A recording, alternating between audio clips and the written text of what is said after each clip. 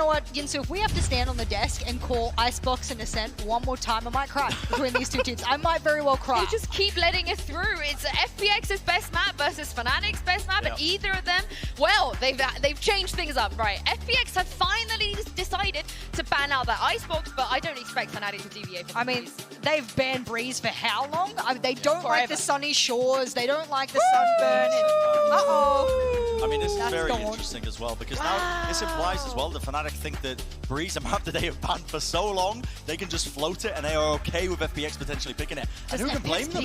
I mean, who can blame them? They don't pick it. They don't pick it. Oh, they've ended up going for split. Yeah, I mean, this is, I think, I can kind of understand the mentality of FPX here, because I think the Eurocomp that was carrying them for a lot of wins on Breeze has been clocked and figured out. I think out of all the teams that have clocked and figured out, Boaster spoke about it at length about being prepared for the Euros, so maybe you're right. Maybe that's not something you pick into. Split, good map for the side of FPX. Even back when they had the sub, there was many a times we saw them on Split really rocket on that map, and they managed to 13-0 the likes of FNATIC before, so it's not unworldly. It feels insane as well, but I mean, it feels like I haven't seen Split be played in this tournament in quite some time for some reason. I don't know, just a gap in my memory. But both of these teams, the last time they played it was against each other. Yeah, we're going to be here forever, by the way. It's FNATIC versus FPX on Split.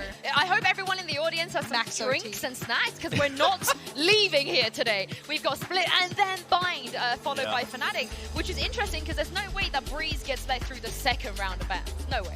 No. Shouldn't, in theory, but I think FNATIC got a little bit quote-unquote lucky by that, in the fact that FPX didn't want to repeat, you know, the predictabilities there, and they should be able to come in with that ban. I wouldn't be surprised if we get into Fracture again as the decider. I know we had this as the decider of series #1. Fracture is a pretty good middle ground for both of these teams as well. It's one of those middle ground maps for a lot of teams these days. Yeah, and I think both teams are pretty comfortable and know each other's tendencies very well on a lot of the maps that we might end up seeing here. I mean, with Haven being taken out of the pool as well, I think we are just one step closer to potentially seeing that Fracture. But overall, I mean, just homing in on this one. There we go. In the past, we have seen just monumentous overtime maps from both these teams on these maps before. Just non-stop. I mean, we might just be going late into the night. Who knows? No, we're not even going. We're not leaving, Bren. I don't think you understand. This is purgatory now. Yeah. Perpetual game of Valorant. We're never forever. Why I will say that it will be interesting because, as we've said all day, the upper bracket team of FPX, they will get 2 bans in the final. If either of these teams somehow manage to make it that far, this is a good news for FNATIC that they can actually float the Breeze, because otherwise they're going to be in trouble. They're going to have to play maps that they've never played before. So for me, they have to do well on Split here. They have to. Yeah, I mean, and also I'm really just expectations out of the window for this one, because I mean, I'm not going to say it's been a while since we've seen them play the Split, but it has been. I mean, it's literally before the tournament for both of these teams. Exactly. So it's a lot of uncertainty, a lot of variables that could change. That's the beautiful thing about tournaments. Teams are always constantly changing their map pools. Yeah, they are. I'm looking forward to seeing them take on a Split. But before that, we're going to step away for just a minute and take a break. Make sure you stick with us, and we'll see you in a few. Sorry to disappoint. Not going to be Bankai this time. I don't trust him at this point. I might jump up from the shadows, man. I'm a little bit scared for you. How you doing, man? That seemed to be a rough ordeal. The wrists are all right. Like, obviously, I got rid of some of the other stuff. Like, it was a dark hole that he put me in. Wow. I managed to escape, thankfully, and made it here for the cast. And we're going into my favorite map, Mitch. So we're kicking it off with a bang. Yeah, we might not get to see too much Split in the future, but right here, we're kicking it off. FNATIC and FPX, barriers about to go up, and it's FNATIC to mount the defense on this map. Starting it out, FPX, a little bit of mid-control, but it's going to be slow and steady. Nothing too fast out of them. The Boombot to clear control, and FNATIC seem content to give up this space. FPX always world-class in this attack, but this is aggressive. Already the Prowler finding information and aid through, but they've got to watch out for Zipan. And the swing from Artis already going to get them the opener. A decent start from FPX, and now they look to slow things down. That's a valuable pick. They'd already taken down the Viper utility with the KO knife to start with. Now looking at the A site, and a completely isolated Durka stands wide open, ready for one and a TP out to security. He's just recovered the disadvantage they were playing with, and, well, there's a lot of players coming through the vents, but they found Durka in spawn. I guess this position, it's a nasty little crossfire, but they managed to overwhelm. 2 kills back for FNATIC. Xiao needs to get something done here. The PCal gets one with the right click, but even still, it's the 2v2. Good smoke, though, blocking out Artis completely. They can try to force this fight on Xiao, but they're worried about Artis coming out at any moment and doing exactly that. A clean close to the round for FPX. As Xiao and Artis pull it across the line, that's the pistol. Just back and forth all the way through. The pistol round has already garnered some excitement. But this is one where we don't really expect much investment here from FNATIC. Like, you're just going to see, obviously, the Headhunter bullets, a chance for Durka to prove himself once again within the stage. And I think that's really what we're looking at here. Like, we've had that conversation about, yay, we obviously got the FPX boys putting themselves right at the top of the list of best players in the world, but I think Artist is starting to sneak in for a little bit. Like his consistency, playing with a stand-in, even when it came to matches they lose this guy, or maps they lose, he still has looked by and large fantastic, certainly in the conversation for one of the better players out there. And this round here, it's one of those boring old ones. FNATIC gonna try and make it a bit interesting with a stack up on B, but ultimately, short of the Headhunter, you're not looking at too much damage going FNATIC's way. This should be a pretty clean one coming out of the attack. Breaking through those choke points, always difficult. Up against those pistols, you gotta be nice and slow, and well, FNATIC might be able to capitalize on that speed if FPX don't pick up the pace. This 4-man flank could be massive. Zipan's watching for it, but how many does he get? So that's the real question. Already one going his way, nade to try and delay them a little bit. The rest of the team should just be pushing through, and actually, he's managed to escape. Reaggressing around the corner with Boaster with just the jumping shot off the Classic. The fact is, though, they have lost the sight, and with weaker weaponry, getting back in here is going to be really tough. It's true, right? But in a round like this, you're going to look at it as damage. Get as many kills as you can, and make this costly for FPX. And already they've lost their one player. Angel floating around with a Classic, I'm sure won't be too upset if he ends up grabbing a replacement off one of his fallen comrades. So they can maybe lose one more player. Good connection by Artist to start, and really getting out from these positions with the foothold FPX have. I think exit kills is probably your best case scenario. Yeah, try and make this one costly. Try and reduce the amount of weaponry that's there. Artist probably just going to fall back from this one. I do believe Angel currently doesn't even have a gun, so it might be worth just chucking that over to keep things safe. Saigetsu looking to earn up that ult a little bit earlier. They're not really going to be anything, and the likelihood is Mystic probably just going to go down to the spike. Yeah, not going to give them anything extra to work with. Very well handled by FPX. They were cautious of all the little traps FNATIC had put in. They lose one player to a 4-man beat push. All things considered, that's a great start, but here's where the real challenge begins. Yeah, this is where the rifles come through. Now, I'm expecting with this defensive half from FNATIC, they do have to be a little bit aggressive. Like, okay, you have some players that can lock down sites. I'm going to be looking at Mystic and actually Boaster with all of the one-ways. But Alphaya and Durka, I expect them to be pushing. I expect them to be pressuring. The thing is, though, FPX aren't coming in with that weak a buy. They still have 3 rifles here, Mitch. And this is something we've complimented FPX for many times. They really make use of their economy in that early game to give them a little bit of a leg up. Those rifles could deal some damage. In this same old mid-fight, we're going to see this plenty of times coming through. The same knife, presumably. I mean, it caught onto the Viper last time. It's going to do the same. This leave Mystic in presumably a rougher position. He's pushed on, and Zipan wins the duel. Your judge is gone. And again, any support towards that A site now under a lot of pressure with Heaven potentially in their opponent's control if they destroy that trap. Yeah, Alpha actually swings, and because of the push that's already there from Angel, they're going to know that this positioning is clear. FPX are in a fantastic spot now, and well, it comes down to this crossfire. Durka going to be pressured early, has to TP out, but do they expect Enzo to be here? A chance for a multi-frag, but nothing really found. Yeah, I mean, you got to take that shot right away, but okay. You maybe don't need that push out of Saigetsu. That was crazy, but even still, FNATIC 2 rifles in this one. Low HP left on Durka and having to retake onto this site. They're feeling much better about their chances in the next round. And this mid play out of FPX has been so strong. I mean, we're just seeing back-to-back rounds essentially in the pistol in this one here, where you have right at the start, Mystic is trying to slow them down on mid with that poison orb, and he's caught by the knife. His utility's removed, not being able to keep that control. Then when they just pace up the push, I expect to see an adjustment coming out of FNATIC next.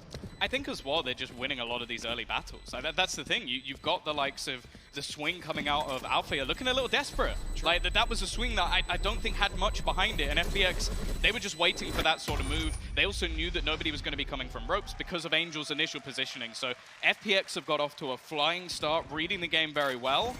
And the weaponry in this round for FNATIC, it's not going to be pretty. It looks like Mystic might just be playing the judge for the entire game.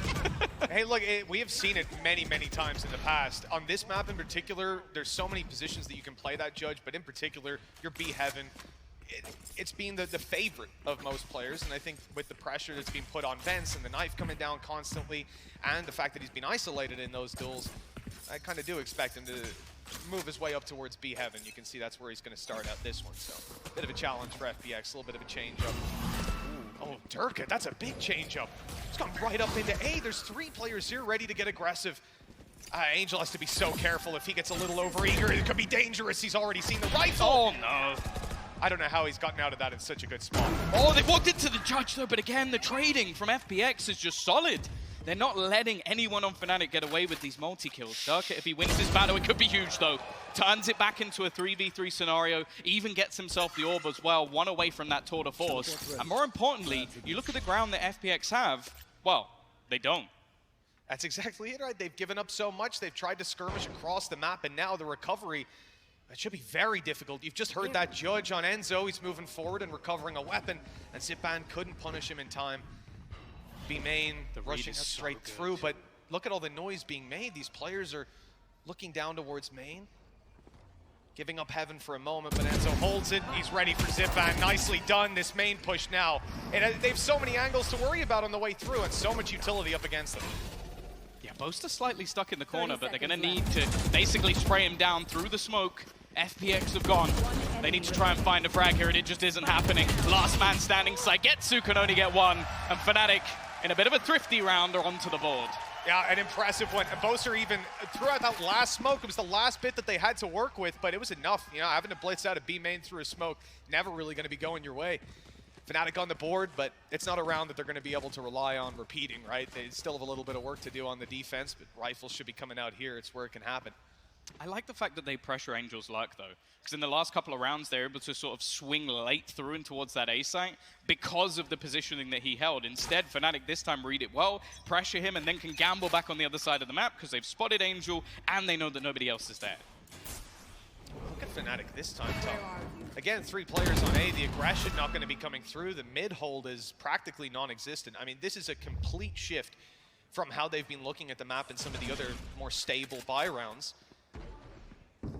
But again, FPX will look for that mid control. I mean, they've had so much success with it. Why would they change? This is the first time, though, where they don't get a kill after pressuring this area of the map. So maybe they go right back into Durka's waiting arms. Well, that's the thing. This early fight is going to be everything.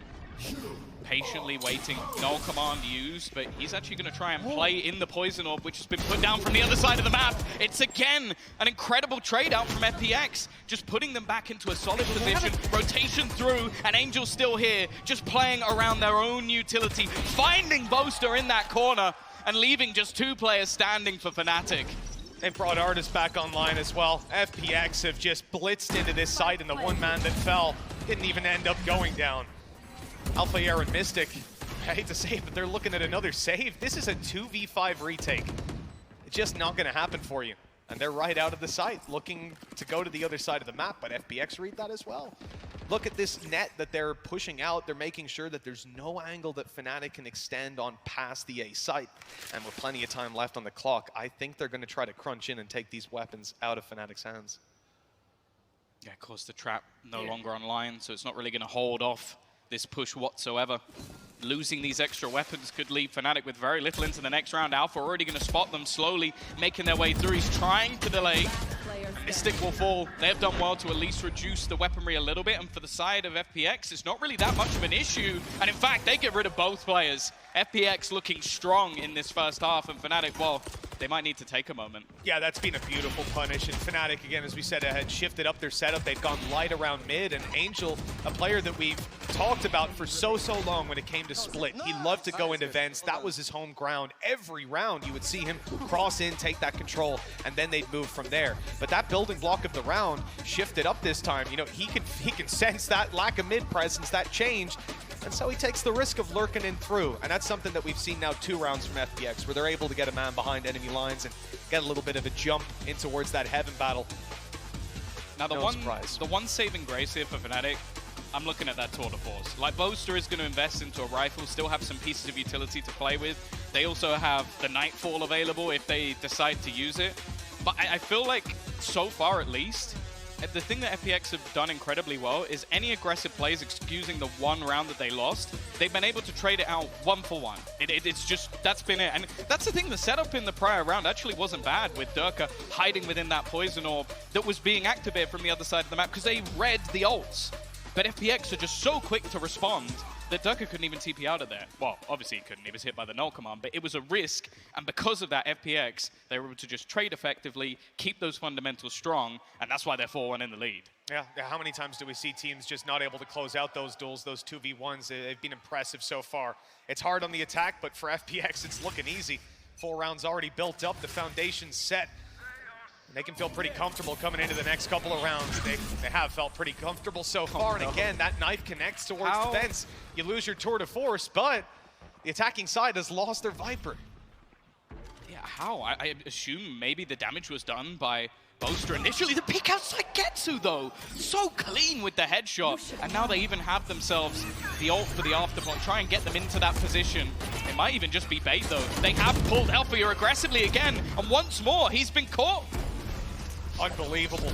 This lockdown coming into play keeps Boaster back, but he's got a firing squad with him. Doesn't need it. 2 quick kills. And the numbers are in the defender's favor. Sugetsu heavily lit up after that earlier fight. He's not even going to go near the site, keeping himself a little further back. That Cosmic Divide lets him get nice and close, but they were ready for the push. They turned just in time, but he still got one. It might be enough for Xiao to pull off this clutch. He's been phenomenal thus far, and he's avoided any reveal. Only 2 players to pick off here. If anyone was going to do it, it would be him. He's had so many moments throughout this tournament. Sat back in the corner. You can see the utility being thrown out by FNATIC as he waits patiently for the cross. But it's Boaster once again. A 3rd kill for him in this round. A 2nd on the board for FNATIC. And at the moment, it seems the IGL is leading the way. Yeah, he's been having a great game so far and a fantastic sign. Yeah, I was looking down at the huddles before the game started, and over on the FPX side, they were focused, they were clean. Angel was cracking a couple of jokes as well, you know, same old, same old. Where were you looking when it came to the FNATIC huddle? Was there any particular player or maybe a region of that player that you were staring at? Well, listen, Boaster's pillow was, it was drawing eyes. The man is thick. That he is. He's looking damn good in the game on the server. 6-3 right now. But 4 rounds on the board for FPX, 2 for FNATIC. I mean, the reality is this attack side has been great, and I don't think they've really shown us that they've solved it on the FNATIC side just yet. There's a Viper's Pit online, though. You can see Mystic holding it, ready to pop this out on middle, and maybe that's the solution to the mid control that's evaded them for so long. It's only going to lock out one side, though. Now, this does mean that they can sort of stack up a little bit more control in towards that vent. So you can see the aggressive push coming through. They've also got the trap there ready and waiting. But it makes a high risk to try and make a push in towards that B site now. You're going to be committing that player on. Oh! A Viper's Pit out of Angel, and he's the only man there, maybe trying to draw the eyes of these defenders while the rest of the team sneaks in through the vents. Alphair seems to be aware of this, though, and still with a nade in his back pocket. 50 seconds on the clock. FPX have plenty of time. Such an interesting pit. Great nade down. It's pushed them back. It's not going to find damage, but it is going to get a response out, and Alphair shut him down. A great kill. Canceling out the Viper's Pit. Enzo goes huge with 3. He just can't be stopped until Xiao steps up, but he's left low. And FNATIC have 3 players left to stop him from planting. 20 seconds on the clock. This is a near impossible clutch. Yeah, and it's whether he even wants to go for it. The time ticking away, and he would still have to get past Durka if he was going to make that run towards the B site. It does seem like he's going to start that move, but Durka is ready and waiting. It is a missed shot, though, but the time is so far against Xiao that he almost needs to kill this man off. Even just going for the plant would be far too much of a risk. It is a nice shot to at least make things a little bit more costly, but ultimately, Enzo had already done more than enough. You saw that moment of hesitation out of Durka. He took out the headhunter and thought, I know I hit this shot. But in the back, in the team speak, I imagine everyone's like, just run! There's 9 seconds! Made the right call in the end, and a great shutdown by Alphair. You know, if Zipan manages to get that showstopper fired off, it could have been a disaster for Enzo behind the wall. There you go, the no time calls. Beautiful, 4-3 FPX with a timeout. Like I said, though, the foundation they've built in this half it will stand to them. For a couple of these shaky rounds, they can make a few mistakes and still bounce right back into it. Problem for them coming into this round is that their economy has been shattered by that round loss. So they're facing an eco, probably an equalization out of FNATIC. Yeah, and that's the thing as well. Like, normally when we talk about this map, we really lean into that defensive side half. We say, like, oh, you're getting 4 or 5 rounds. That can sometimes be enough. For FPX, a lot of the time, they really flourish when it comes to their attacker side, and sometimes it's the defense that lets them down. So I don't think they're going to be happy coming out of this half without 6, especially with the way they've kicked things off, especially with some of these rounds being so desperately close and coming down to big plays or timing, and especially with the fact that they started off so strongly as well. So FNATIC are definitely going to have their work cut out here, because I'm sure they want to put up a really heavy defensive half. I think it was an interesting approach by FPX to still send so many players through the vents as well. Just thinking to the previous round where you have that pit in B heaven, which basically tells you they want you to go vents. They're inviting you in. But they waited so long, and tried to distract with a Viper's Pit. It's a very brave play, and it's one that very few IGLs would be calling that. But Angel always wants to try that new thing, that little risk, to pull it across the line. It didn't work there. Now they face off against a full buy with just pistols and a stinger to work with.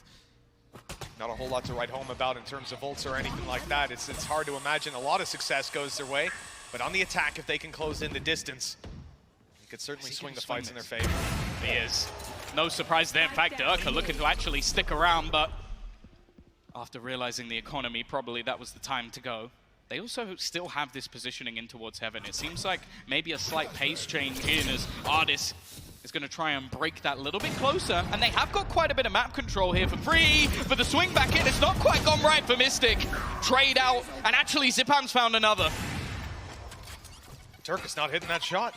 The nade's going to force him back completely. A plan to come down unless he got some god-tier timing. And that leaves FPX with the weaker weapons on the site, able to hold their angles. And it's only really Angel that's got any sort of disadvantage here. Out goes the Nightfall, and it's going to catch 2. They know that there's one towards main, but they've still got to deal with him. It's Zipan, rifle in hand. The sound cues for his teammates and the shots landing. It's Zipan falling. Alpha Air closing in. Good control over B main. They need someone on FPX to step it up here and now. They have! And they get both! Unbelievable! He just answered back. It looked like everything was falling apart. That was such a strong hold from them, especially after you lose that initial player. It's that re-aggression coming in with the pistol. Saigetsu has been having a game and a half so far, and FNATIC, there's just been, I want to call blips, but a lot of these sort of aggressive pushes where the pace is picked up, they just get caught out. Boaster stuck on a nade as well. Zipan with that double entry. He's someone we've highlighted in the majority of games that I don't think we've seen even close to his peak. If he can come online alongside the likes of Saigetsu, who's absolutely killing it, FPX might finally be able to break that curse. You almost get a glimpse of what we were expecting to see from Dirk at last event if he actually got to play. Saigetsu on the sidelines was hungry, and now he's back on that roster ready to play. And well, he has just looked phenomenal in practically every map that he stepped onto. 5-8 FPX on their attack, and we've already had that little bit of tussle in towards B main. But they're trying to bait out some aggression on the other side of the map or down through mid. Right now, FNATIC don't seem to be budging, though. Aggressed initially, and you can see them now starting to take that A control. The fact is, though, Angel's happy to almost just sit back and make sure they can't start pushing on that flank. Of course, not having a chamber, and actually Dirk is just going to swing. He has not been winning a lot of these early battles, and Saigetsu has shut him down once more. The aggression of FNATIC is failing. Well, another man advantage sits with the hands of FPX. This is going to cause a bit of a problem. Boaster on the site, plenty of utility around him. It looks like they're going to try and grab Wellham, and that they will. Oh no. How's he getting out of this one? 2 seconds, and they're on top of him, just completely overwhelmed by the execute out of FPX. Into the smoke. That was a brave play from Saigetsu, and he's paid the price. Still, the numbers aren't even, and FPX can get this plant down. A little bit unlucky as well. I think the gun actually lands just outside. So actually retrieving it is going to be difficult. They need someone to pop off. Alfia up in heaven might be the man to make the move. They've got the flank covered as well on FPX. They have some solid crossfires ready and waiting for FNATIC to try and make a push here. And the fact is, Xiao's almost baiting them in a little bit, trying to get them to look at him while Angel starts to make that flank in from behind. Slowly you can see the FNATIC side being locked in, but they haven't managed to take any space whatsoever. So much so that Angel might actually look to lock them out instead. Oh, he's making it most of the way for now. It's whether that pace continues, and actually as they're saving in the spawn, I don't think he's going to get there in time. A valiant attempt still. 6 rounds for FPX, building them up one after another. And like you said, Tom, this is always going to be a strong side for them on any map, essentially. The way things are going, I need to see FNATIC step it up the next couple of rounds. The pressure is certainly on. One of the things I think we noted early in the tournament is that FPX were having like little mistakes, like little angles not checked, pieces of utility not being put into play. take that B execution and you can't find a single problem with it. The gravity well, the nade, forcing Boaster out, the swing from Saigetsu to make sure there is literally nowhere left for him to go. They couldn't have played that better. The issue I have is that right now FNATIC are losing a lot of those early duels. They are trying to face, they are trying to use those aggressive agents, and thus far they have achieved very, very little. Great early tag. This pretty much tells them about that aggression FNATIC were attempting in towards B main. Try and grab this orb. There's a blind and a peek out of Durka. Great attempt, but no connection. He also got the orb. Yeah, they've scooted out of there with the orb, so massive early fight. And they've been more than happy to almost execute straight off the back of that null command. Like, basically just utilize it to remove any of the utility that Durka can have. This aggressive position from Mystic, though. As said, they've been so incredibly careful thus far, but the Boombot is not going to clear him. He's in fact going to aggress, take that fight. Mystic only gets one, though, but he may have bought them that little bit of extra time, as they now have to rotate back away from mid. Yeah, the thing is, with him going down, FNATIC also have to look at mid. They've got that trap up in Heaven, sure, but well, Heaven itself, which has been such a massive problem on B Heaven, that's where they're going to have to commit. Boaster's up there. He's watching that, leaving Durka alone. Already found the one, but he's just outnumbered. And the smokes locked them out, so another plant seeming likely for FPX. There is still a nade. Alfia going to try and put that into position. I don't think it's quite going to reach, although so close. And he actually lands the headshot onto Angel instead. Some of that extra utility gone, and they should have a pretty decent idea. Shao just hiding on the edge of this smoke, though. He's going to swing straight out, and Boaster is gone again. They know Zipan's here, but it's whether they can clear him. It's whether they can deal with him, and this time they can. FNATIC will pull off the retake and finally get themselves another round on that board. I didn't need to use anything too much there. You showstopper for next round coming out of that one. And 6-4, the scoreline's still close. It can go either way. This is a tough one for FNATIC, certainly in the last couple of rounds. That retake will reignite the fire under them. I want to look, though, at FPX. It's the fact that they're coming in with the showstopper of their own. Artis back on a null command, and it's been so impactful in some of these previous rounds. Well, that's the thing. You can see FNATIC now taking themselves to tactical. This is the moment where you want them to almost come out with something a little bit gimmicky, something a little bit different, even just calm themselves down from what have been some of these more aggressive plays, because they need this round. They can do a lot of damage to the economy, but also they can edge themselves ever closer to that 6-6. And honestly, from that point, it's anyone's game. If this goes in at an 8-4, I think we start looking at map 2, because FPX look really solid right now. Yeah, and one of the things, when I mentioned those ultimates that are online, FPX's executes have been so solid so far. They've gotten a massive amount of value out of pretty much anything they invest into the rounds here on the attack. So this timeout from FNATIC could also be to sit back and look at where their gaps have been so far, the problems that they've been having around mid and in those duels. I think the best they've gotten out of is like a one-to-one trade around those mid fights, and it's just not good enough. These last 2 rounds, they'll look to remedy it and make sure that whatever weakness FPX might have spotted, they don't get to abuse it here. I am curious if we're going to see something aggressive off of Alfia. Like, so far, he has been making moves across the map in pretty much every single round. He's got a showstopper. They know that Angel's been playing deep in towards that A site. If they can clear him, the round becomes a lot easier. You don't have to worry about those lurks so much. Also, just in terms of map control, you can take a lot more. For FPX, though, back to mid. Why not? You know, the success has been there, like we said, almost every single time. So we're going to see it attempted again. You got to be conscious of B main with how aggressive Durka has been at times, and the turret destroyed. Certainly going to keep Sagetsu's focus with the rest of the team. Same old take, the boom bot. Last pack through from Zipan. They've smoked off B Heaven, so they've got this control. And you know, this is a real FPX round, the way we used to see it back in the good old days again and again. But they have put down the Viper wall already towards the A site. I mean, obviously the benefit of having that secondary controller, you can do this. You can use your wall as a fake or to try and initiate some individual plays. And right now it is keeping 3 players on that side of the map. Thus far, they've been able to pressure Durka. Bear in mind, he now can't escape from this. He's stuck in the corner in the previous round. This completely went wrong from him being in this position. They're almost trying to bait him through. He lands the first. This time, though, there's a second in. The swing not going to be able to do much more, and they might actually be able to bring back Artis. So still looking likely that this will be a 4v4 scenario, but it's probably one of the better scenarios FNATIC have actually had. Well, I mean, every null command they use gets Durka down and Artis right back up, so it's just been fantastic to avoid that massive damage in some of these early B takes. Showstopper early, and Boaster wasn't ready. FPX leading into a man advantage now as FNATIC want to come water falling out of heaven. They're going to be in trouble though because there's players absolutely everywhere. They thrown down a snake bite on B main, but it's fading. And now that means Artis is coming back ready to fight. Flash popping out. And FNATIC haven't gotten out of heaven. They're still up here. Eventually, Showstopper used and the nade got one. This could be it. Mystic has a chance. A headshot connected, but the trades so consistent from FPX. They will not let this one go.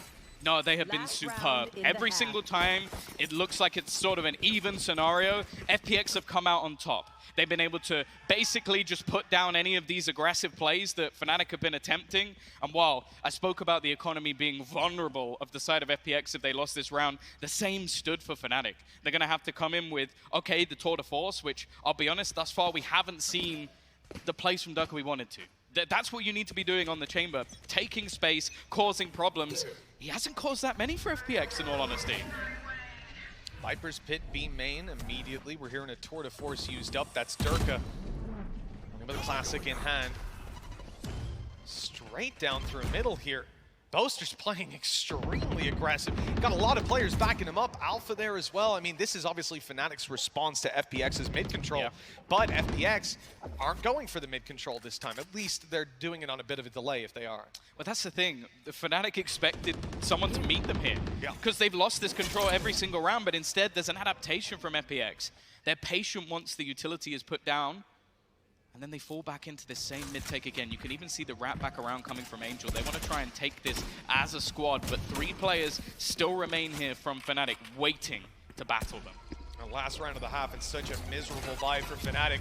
They're immediately pressured out of any sort of Vents control. And maybe FPX have the idea to split through B in heaven if they find one of those picks, maybe, but there's 2 players looking to fight it. Alpha has an angle on the side, and he's expected. Apparently, Angel wins that duel.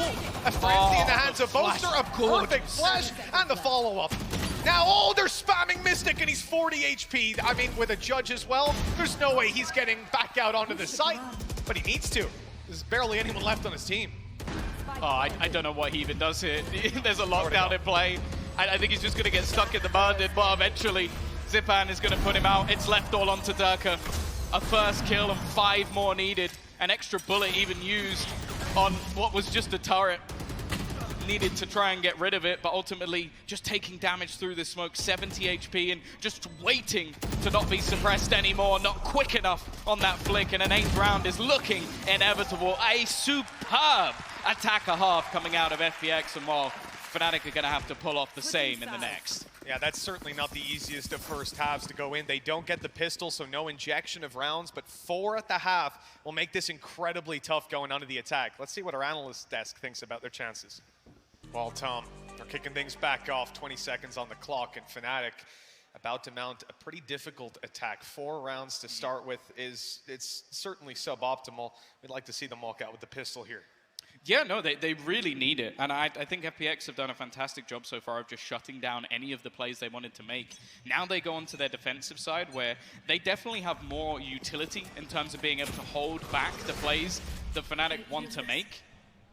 It's just whether or not that firepower, that alpha duo with Durka can finally step up into this match and maybe grant them that pistol which gives them that lifeline.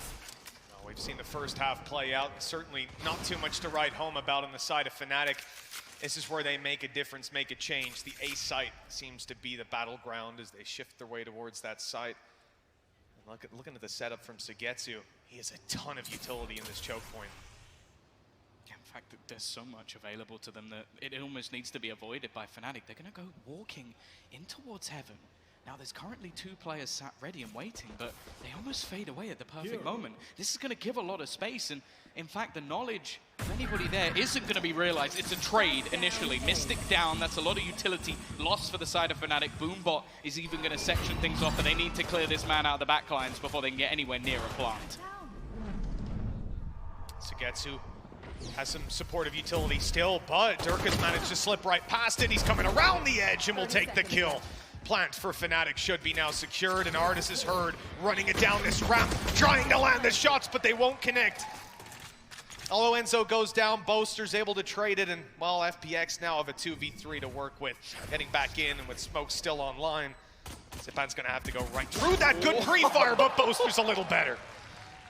And now it's left to Xiao once more. Clutch situation and already tagged desperately low. In fact, 1 HP clutch needed. Again, it's Boaster with a triple kill to grant a 5th. FNATIC get that lifeline, they get that start they needed when it comes to the attacker side.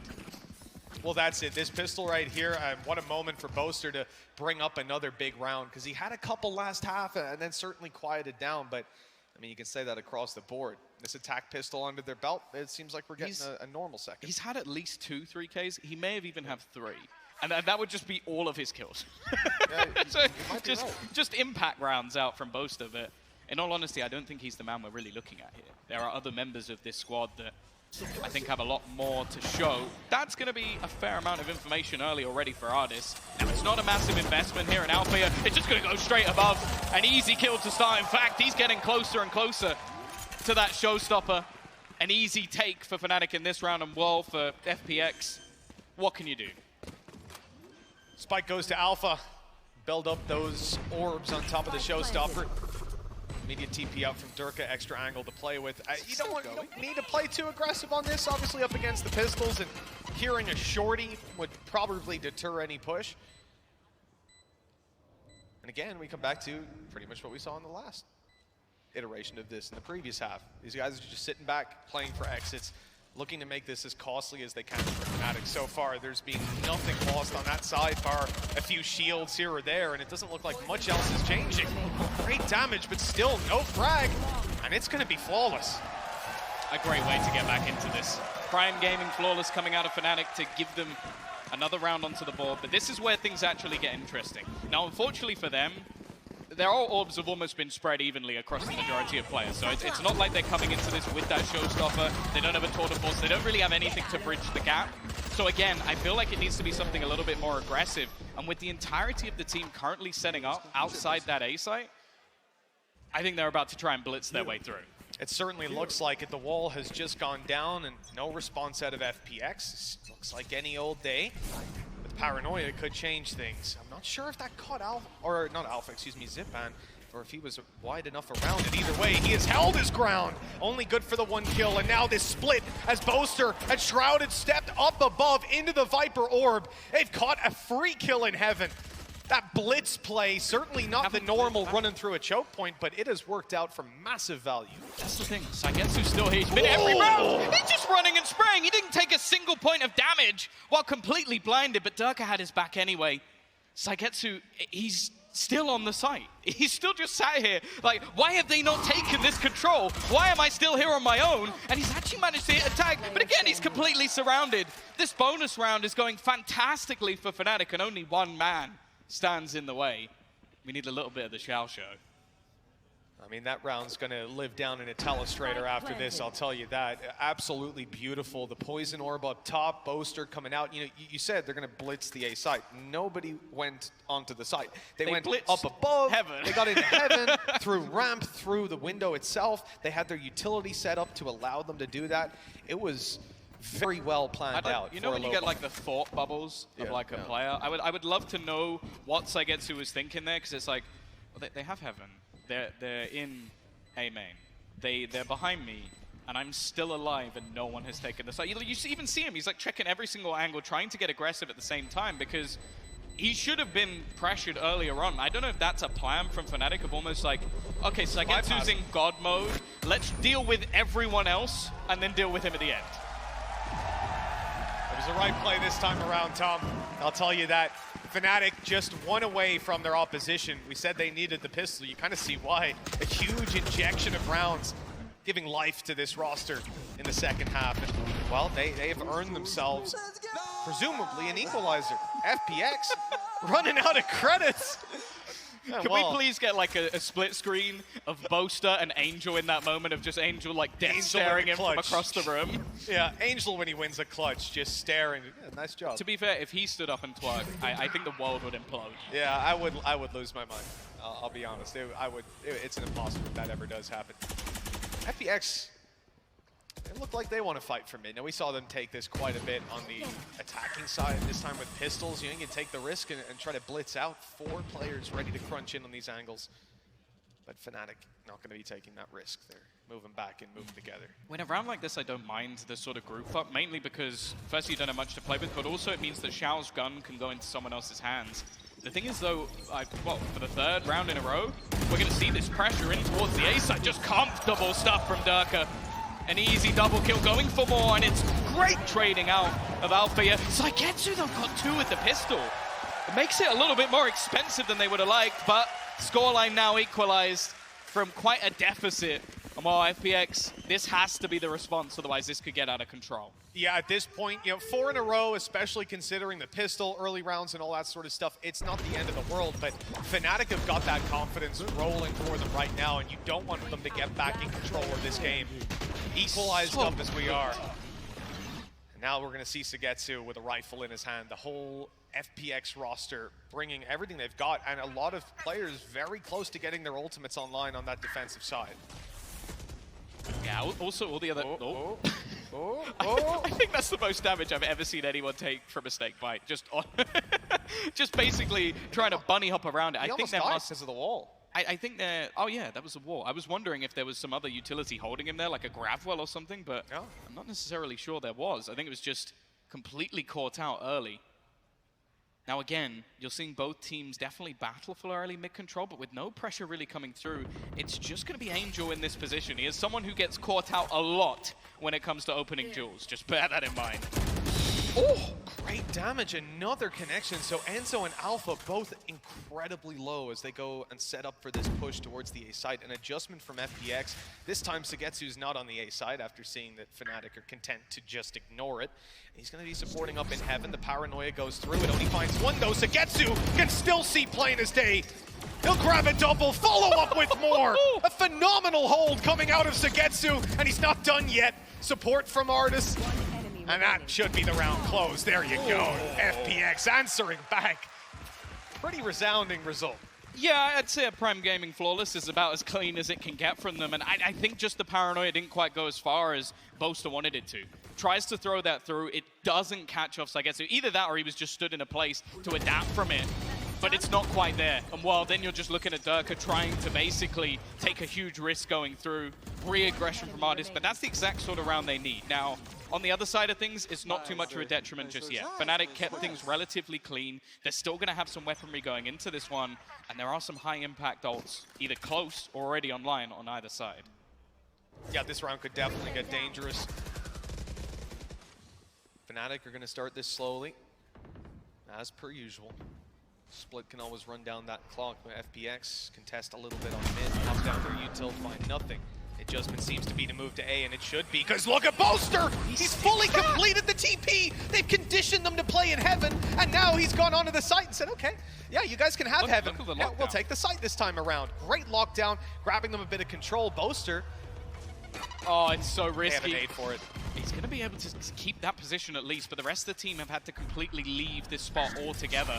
Already using that paranoia, and it seems like they're still pushing with him, trying to fight back. A good trade out from Durka, but the sprint across give Angel a couple of kills, and the remaining 2 were still just completely outside of this one. The question is, do they want to start trying to wrap back around? There's still time, but for now at least, FPX have them locked in. You can see Xiao all the way down the bottom of mid just watching in case they try and move back.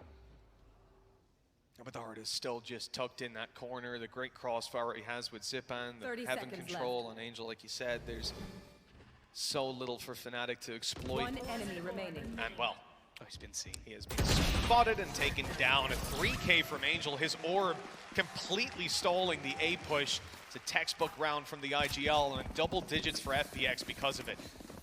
I think the other thing as well for FPX in that round is just, again, they were so ready for everything. They had that lockdown put into play. They then have the nade for basically the only safe spot, and then everybody else is just stuck outside. And again, Saigetsu takes the contact, and it's just trading across the board. FPX now hit themselves on 10. Now, these series are always close, Mitch. Do FNATIC have more in the tank? I'm looking at that tour de force. Durka now sat at the top of the board, at least for his team. Can he get them another one? He's certainly looking to play with that tour de force moving around, and that's a problem. Gonna have to wait a couple of seconds for it to come back up and online. More conventional Viper ult coming through this time. It's around mid, and we've seen this many, many times from many different players. The control you get is just fantastic. Get yourself... Oh my! 20 HP. Well, never mind the control. It's time to back out of there. They're going to give that one up. He can't stay aggressive anymore. Oh, and Xiao's actually got an operator in this round, holding ready for Durka to make the move. You can see Enzo tempted. Of course, no weaponry really to be found in this position. Now, he does still have a full belt of utility, but it's whether he wants to use much of it or save it for some of the late round plays they're going to be attempting to make. The fact is, though, bypassing this with what they currently have in the round is going to be incredibly difficult.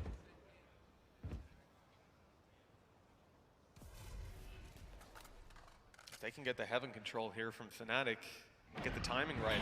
Oh, they've been detected as well. So much info. Ah, fantastic out of Artis. The timing just couldn't have been better. Just as they started to move to the top of ramp. That's going to keep Zipan in position. He's down below, waiting for them to make a move, hearing the steps now. Do they clear it? No. They're too focused on getting to the site. 14 seconds left, and now they're dropping on him! Somehow they win it! Enzo coming out on top. They've got to get on site. 8 seconds left. The plant needing to come through. Mystics just about made it. He's planting as we speak. They need to deny it, and they will. The snake bite lands in time, and the round will be won by FPX. 11 on the board. It came close, but ultimately that clock just put way too much pressure on FNATIC. Also, their positioning was just sublime. Again, they basically had them locked into just a place they wanted them to go. Like, this kill at least made it a little bit more interesting, but you just see the spots of where Angel is currently sitting, the player still within the site in the form of Artis. Like, they almost herded them into that position. And well, like lambs to the slaughter, FNATIC fell once again. A last-ditch effort now. This could be the final buy we see from them in this map if FNATIC don't manage to make it work. And well, Bosa's operator, we saw it in the previous series. This time it gets nothing. Now we got to look elsewhere. Around middle, FNATIC are going to try to retake this control, but Zipan, he's not giving up an inch. Showstopper, it finds Angel. It's something, but I'm not sure if it's enough. They need to get to a site, a Viper's pit online. Enzo still with a Nightfall. Whether they even get to use it, though, is up for question, because Zipan's got himself a rocket, but he won't find a connection. Does land on a Mystic. Lands, no, not onto Alpha here. I don't know how that shot managed to be returned, but we've ended up in not the worst position for FNATIC if they can get past Xiao, but his shots have been on point. Yeah, how do you even bypass this man? Well, okay. Finally seen a miss out of him, looking to put the pressure on the reposition. A second shot is gone. In fact, he's going to go back to the classic, being wrapped around on, trying to find the shots here, and they've managed to isolate, at least giving them a plant, if they so desire it. But the utility's good from FPX, forcing them back at least for the moment. Enzo holding onto that operator, trying to stop them as they come through heaven. 30 seconds left. Use the flash to post up on the angle and hope he re-aggresses. Time is of the essence here. The stepper to the right. Great shot from Enzo, and Alpha follows up. The dynamic duo taking a 9th, just 2 away from FPX. It's not lost yet. These rounds, they've got to make you sweat if you're a FNATIC fan. Always coming so close every single time. And in fact, actually, FPX are going to be the ones to take a pause. You have to almost look at the ult that comes out here on the side of Zipan. He could have basically wiped out the entirety of the team. I think it was actually Mystic running away that almost sacrificed himself for the other players, because if he's not seen running away, that shot into the corner, the whole team is dead. Absolutely. And these sort of baits, it's something that we expect to see out of teams like this. A timeout called for FPX. They might still be in the lead, but the pressure's certainly being felt at this point. I'm taking a look at their economy though, Tom. Even after they've bought, most of these players are sitting like 2K to 4K, pretty comfortable in terms of credits.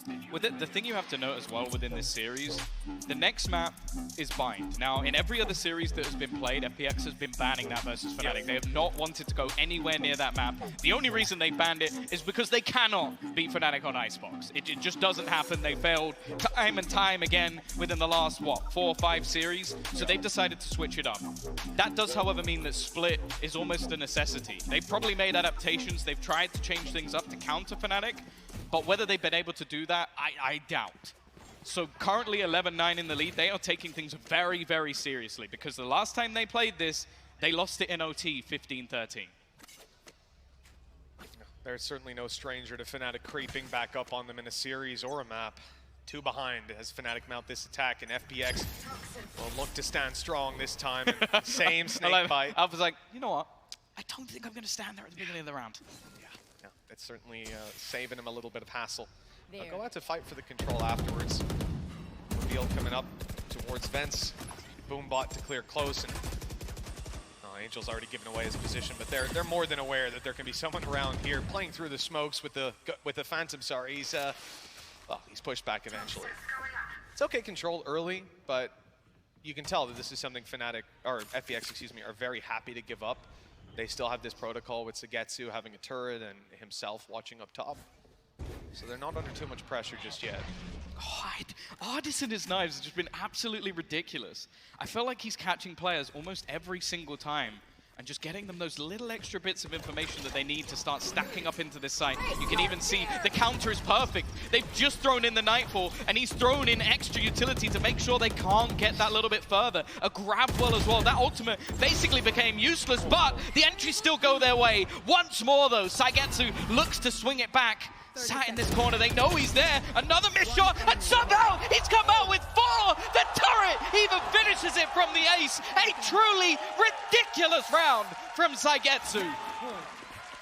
There's a reason that we said we wanted to see FPX at full force when we last saw them against FNATIC. No shade to the substitute, but it really just, you cannot replicate the impact that Sagetsu brings to a server. But this moment, an ace, the turret getting involved in everything. This is just ridiculous. He's literally on 1 HP. Timmy the turret comes out to finish off the round, but that is unbelievable. Put any other player in that scenario and they do not come out with even 2 kills. Yeah, one and done.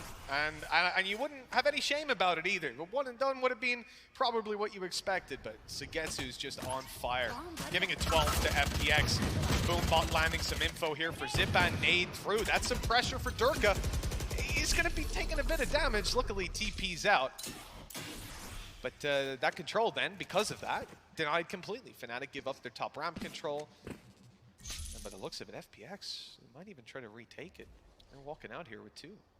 They almost want to deny that. He won that with a Spectre. He did. How is he winning that with a Spectre? Angel peaks, does 0 damage, and goes down to the Spectre of Durka. They needed something like that in this round. Their buy stinks. The main goal they have is to try and get into an afterplant, and that's why you're seeing FPX try and take map control. They don't want to allow that Viper's Pit to go down, but unfortunately, they've lost Angel in the process. After picking that opening kill on A reset from FNATIC, they're going to look to do a very similar execute to what we saw from FPX. You got your Boombot into vent, and then the push for mid. They can make use of some of their weaker weapons. Boaster's selling that fake, or at least trying to by going down below, but they've had a lockdown used. 8 seconds left on it. Nade, close, but it's not going to destroy it, so that time is completely subtracted from the clock, and Sagetsu goes out right down below Heaven, but he's being caught by the paranoia. Goes forward, but Mystic catches him.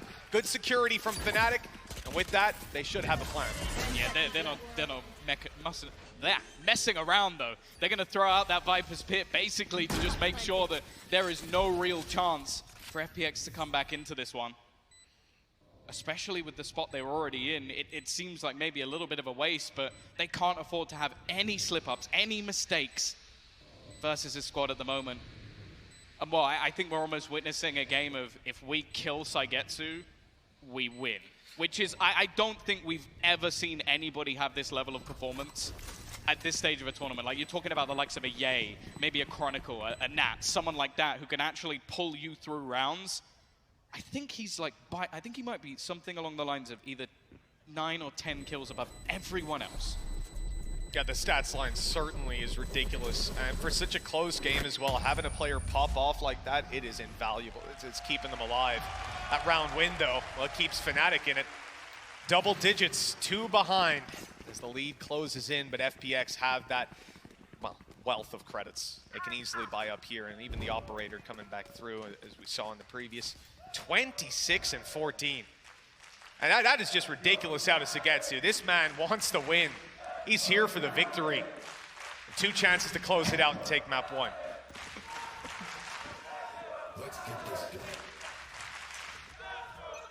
Loving the bias.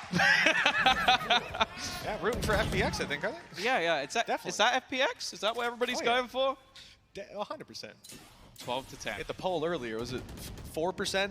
In favor of FPX winning? Less, but let's not talk about that. It doesn't matter about the polls, it matters about the players within the server. And right now, FPX still sit with the lead. Zipan actually going walkabouts. He's got his teammate alongside him, Boaster. With a smoke in hand. I don't know if he'd expect them to push this far, and Zipan is going to win that opening jump. Althea is caught throwing a blast pack. It's a mistake. Maybe not expecting that retake or repeat to come through even. And they might be able to isolate one. Elise and Durka comes up with 2 back. A quick swing to give an opportunity. But there's still a man on the side that they have to deal with, and in fact, you might even want to go back. Oh, Enzo! He has no notion of respecting Sugetsu in this one, the challenge taken. With that, the advantage, FPX having to retake with an operator as well. But, well, okay, I was going to say Xiao might kind of catch him by surprise, you know, maybe gets a free angle, but they've heard it. Oh, never mind. It seems like FNATIC are winning every single duel they shouldn't. A swing after a nade comes through. Xiao, he's ready though. Already Durka down. Now they don't need to peek this. They don't need to face versus him. He's even going to be caught out. Not able to move. Haunt coming through. Rifle retrieve. The time is ticking. And now his position is given away. He needs to do this in a split second and he's not going to be able to. FNATIC 5 versus 3 they were. And they bring it back into that scenario. I was worried after the first half, Tom. I was worried if we didn't see FNATIC take that pistol, maybe this ends already. And then after these first couple of kills, it felt like they were stumbling at just the last hurdle. Yeah, you know, you're... Oh! What?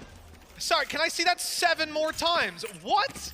Even though you paused it, I still want it slow. I still didn't see the frame where he shot. That is unbelievable. What a valuable kill it was as well. Sugetsu 26 and 15. He needs one more big round to close this out, but it has to be this one. FPX facing down the barrel of an overtime. This defensive side has not been kind to them. You said it in the first half, Tom. They're known for their attacks. It's where they build up the rounds. I don't think they're going to be able to live with that excuse if they end up in an OT here. No, and I don't think they want to be going to an OT versus FNATIC. Historically, it's not been great for them. Durka, though, he's looking for that play. I think he might have been spotted. He definitely saw the legs of Sugetsu. You can see that, for now at least, there isn't much of a rotation at all. The space being taken, though, could be a nasty surprise. You can see the jump spot coming through from Ardis, but again, it's whether or not they've actually spotted this cross. I don't think they have just yet. And that jump spot might be heard here. Durka seems to be looking for it. Yep, there you go. But just at that moment, he moves away. Doesn't know how lucky he is. Other side of the map, though. Alpha in with a big kill. Sugetsu falls. The A defender won the round after round for FPX, but now everything is falling apart. It looks like we might have an overtime on our hands. Ardis does his best to make sure they close it here. But in the end, the Xiao Show needs to return. A 1v4, or else we got a few more rounds to split to go. Well, they did lose one earlier in the tournament, but I'm pretty sure FNATIC have had a kick up the arse since then. So much for this man to do. They should have completed this in regulation. They should have got themselves a map up, but we are heading to OT. FNATIC on split. Did you expect anything less? Hey, listen, we heard it from the analyst desk starting out this one. We're going to be here all night. Yes, has anyone in the crowd got places to be? I hope not. That's the question I'm asking right now. Anybody got places to be? I think the only place I think we're going to be here a while. That's for sure. That is for sure. Looking at these two teams, I would not accept anything less. The question is, can that FPX attack return to former glory? They looked fantastic half number 1. FNATIC have a 4-1 record when facing OT in stage 2. FPX just behind them on 3-2. The thing is, though, I'm pretty sure there's a bigger stat of Mitchman and curses. Now, let's not start the fact that that you read that out probably puts FNATIC in a little bit of danger. All right, we'll have to wait and see. Oh, this could be a dangerous combo at the start. There were a couple players from FPX here for that C's nade, but it's not going to find anything. It's not going to be even thrown out. Holding it out, FNATIC. Up in hand, Durka, though, not going to get to use it. The smoke blocks him out. They're going to start to seize this same control we've seen from FPX time and time again. Durka avoiding getting caught. Now he can play a bit more aggressive, Tom. He can be a bit more comfortable. He's dodged that boom bot altogether, and there's the opening pick.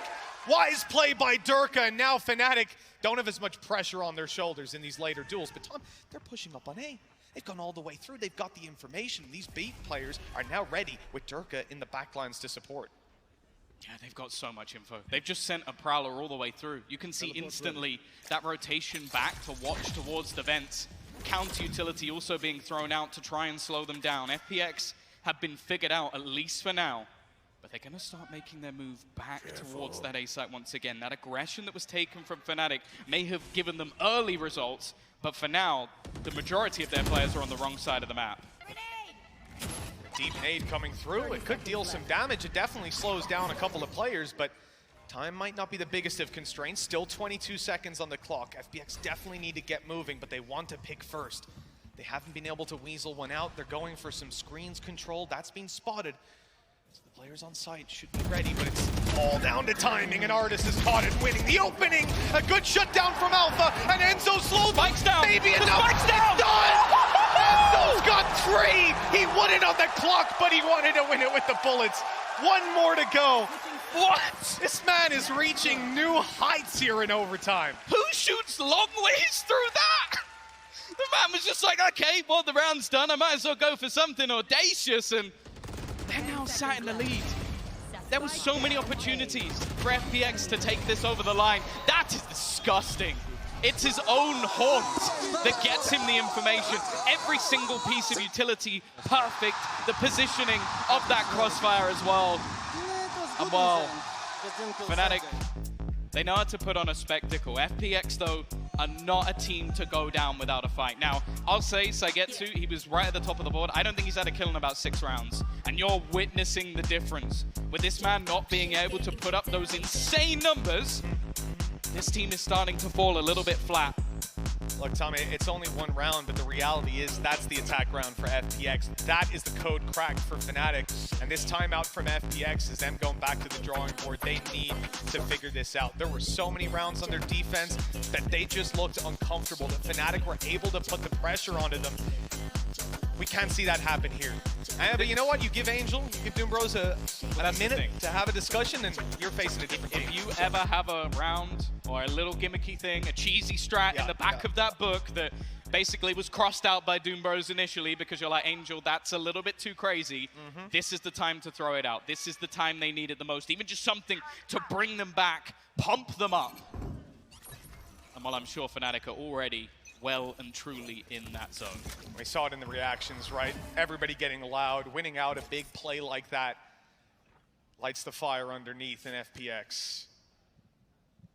Defense, as we said, certainly not the strongest facet of their split so far. With 1:20 on the clock, very little movement. Trying to get a bit aggressive on some of these angles, but ultimately they're leaving the ball on FNATIC's court. This is much more patient and controlled. They have so much utility on that A site that they basically just need to deny heaven. Now bear in mind, in pretty much every single one of the rounds we saw an A site take, it wasn't an A site take, it was a heaven take. They're trying to bait them completely. They want somebody on FPX to push mid, to push B, to try and seize back the space, start an early flank. But this is just patient play. And I almost feel like FPX or Angel, you know, suspecting that sort of plays. And guys, don't give them anything. Don't make a predictable reaction here, because that's what FNATIC will be looking for. 40 seconds, sub 40 left on the clock. They just caught Alpha. Yeah. They got the information they needed. Look at this counter utility from FPX. They've been holding on for the late round, ready for this move to be made. They have them locked into position with Angel set up, ready to make the swing. He's caught the timing, but no! They lose the battles! 2 instant kills coming through for FNATIC. There's still another man on the site. Artis trying his best to fight through, but it will be a 2 versus 4 that FPX need to win. Can they deny the plan? That might be enough. They have stopped it for a second, and they got it! They've stolen it away! There's no plan coming through! I don't know if that's I can't believe it. a repeatable round right there. I can't believe it. But they've done enough. They've claimed another overtime off the blast packs. Correct me if I'm wrong. Alphaya did that earlier in the tournament on Hayden. He literally, right. I'm pretty sure he did the exact same play, and that has just been stolen. That round was a 4 versus 2. and they went in with 8 seconds ready to plant. Zipan got that spot on. The biggest plays from the biggest players in the biggest moments. The OT continues. Overtime number 2. I mean, we warned you if you looked at that last round and thought it was cancel your dinner reservations. If you had any already, cancel them. Yeah. You will miss them. Round 27.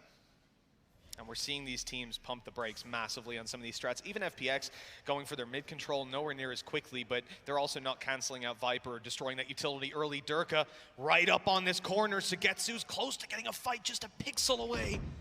But he doesn't want to overextend just yet, and the timing is terrible. He's moving back. That space now being seized. Good kill by Durka, but the side he's just disappeared. That is unbelievable. I don't even know that was supposed to be. Maybe heard the steps, something like, no, what is going on? Ensu's just killing everyone with wallbang. Zipan's able to trade one back, but getting a plant here is going to be difficult. Xiao needs to defend instead. It's left all onto Saigetsu, and he can only do so much. FNATIC take the lead once again. And bear in mind, Mitch, the last time they played this map, the scoreline was 15-13. And who Is took that down? history about to repeat itself because it was FNATIC? That could be a pretty sour taste in FPX's mouth right off the bat. I mean, you don't want to be coming in, having the game in your I'm starting to in your believe grasp. that Enzo actually has wall hacks. Swept back. Because he's just killing people through walls at this point. Now, a lot of it's off his own utility, but it's truly ludicrous. Well, he's able to find... Saigetsu has hit 30 kills, just for anybody who couldn't see the scoreboard. It's madness how much he's able to do. But again, FPX, they need a defender side round. They managed it last time off delay. That was all. Paranoia immediately FNATIC a space. Good counter flash. But they're looking everywhere. There's players on A side as well, and we've seen this from FNATIC before. They like that global presence. They like to put the pressure on and try to force a misstep on the other side. It's Angel from miles away. So at least spotted them on the cross. I think if anything, this causes a bit more confusion on the FPX side about where things could be going. They saw players outside B moments ago, but that rotation has come all the way through. Now stacked up and ready to take A, but this is exactly where FPX are defending. I think Taka just dodged the knife. He managed to TP away just in time, and because of that, the 0 point has actually given false information onto the other side. They've left almost completely just because of that 0 point. They think they've been baited. Once again, Saigetsu is the only man anywhere near, and while this afterplant looks like it's going to be for free, there is no one here to deny it. And they know backside's clear. They got the reveal up and onto it, plant coming through, and practically no denial for FPX. And you can see FNATIC not planting in a normal spot. I wonder why. This is that utility last round, I think, or last attack round, gave him a little bit of a nightmare. Oh, the attempt by Sagetsu, it comes close. Oh, and he's almost caught reloading. That could have been a disaster. It's a battle of fine margins, but it's Durka to take the first. They've also killed off Ardis as well. It seems to be falling apart for FPX. They need a hero. They need someone to step up here to give them an opportunity. Xiao might be that man. A first kill onto the board. Zipan with another as well. They need to get in onto this site, and quickly as it is, Boaster though will drop another. Angel has brought it back once again. It's left onto the IGL. TPing away. He's managed to avoid it, and the time is already gone. FNATIC are going to take map number 1, 15-13. History has repeated itself again. It's got to be so crunching if you're FPX. They were so close to taking this. That first half, even coming towards the end of the second, it looked like they were moments away numbers of times, but in the end, all they could put up was a good fight. And FNATIC walk out victorious. One more map needed, and the next one up is their pick. That was map 1. That was just map 1. 15-13, a complete repeat of what we saw last time around, and honestly, a truly absurd way to kick off what could be another cult classic in the series of FNATIC versus FPX. The fact is though, both teams have been excellent at winning their own map choices within this series. That has always been the case. You have an Icebox win and a SEMP win. That's why it goes to 3, if ever it does. And on the other side of things, FPX have just lost Split. Now what I will say, Mitch, is they know Bind was coming. They had to know with the way the veto went that they were going to be playing this map. So if you're an FPX fan, one of that 3.9%, well, there might be some hope just yet. There could be, but losing out your map pick to start the series, never an ideal way to go. Like you said, though, history repeated itself with the way things went down Can I there. get someone in here Maybe FPX to fix the shine? Yeah, fix the shine. It is hot in here. You know what, Tom? Let's go and cool down. We're going to toss things off to a break when we come back. Got a lot to talk about. Number 2.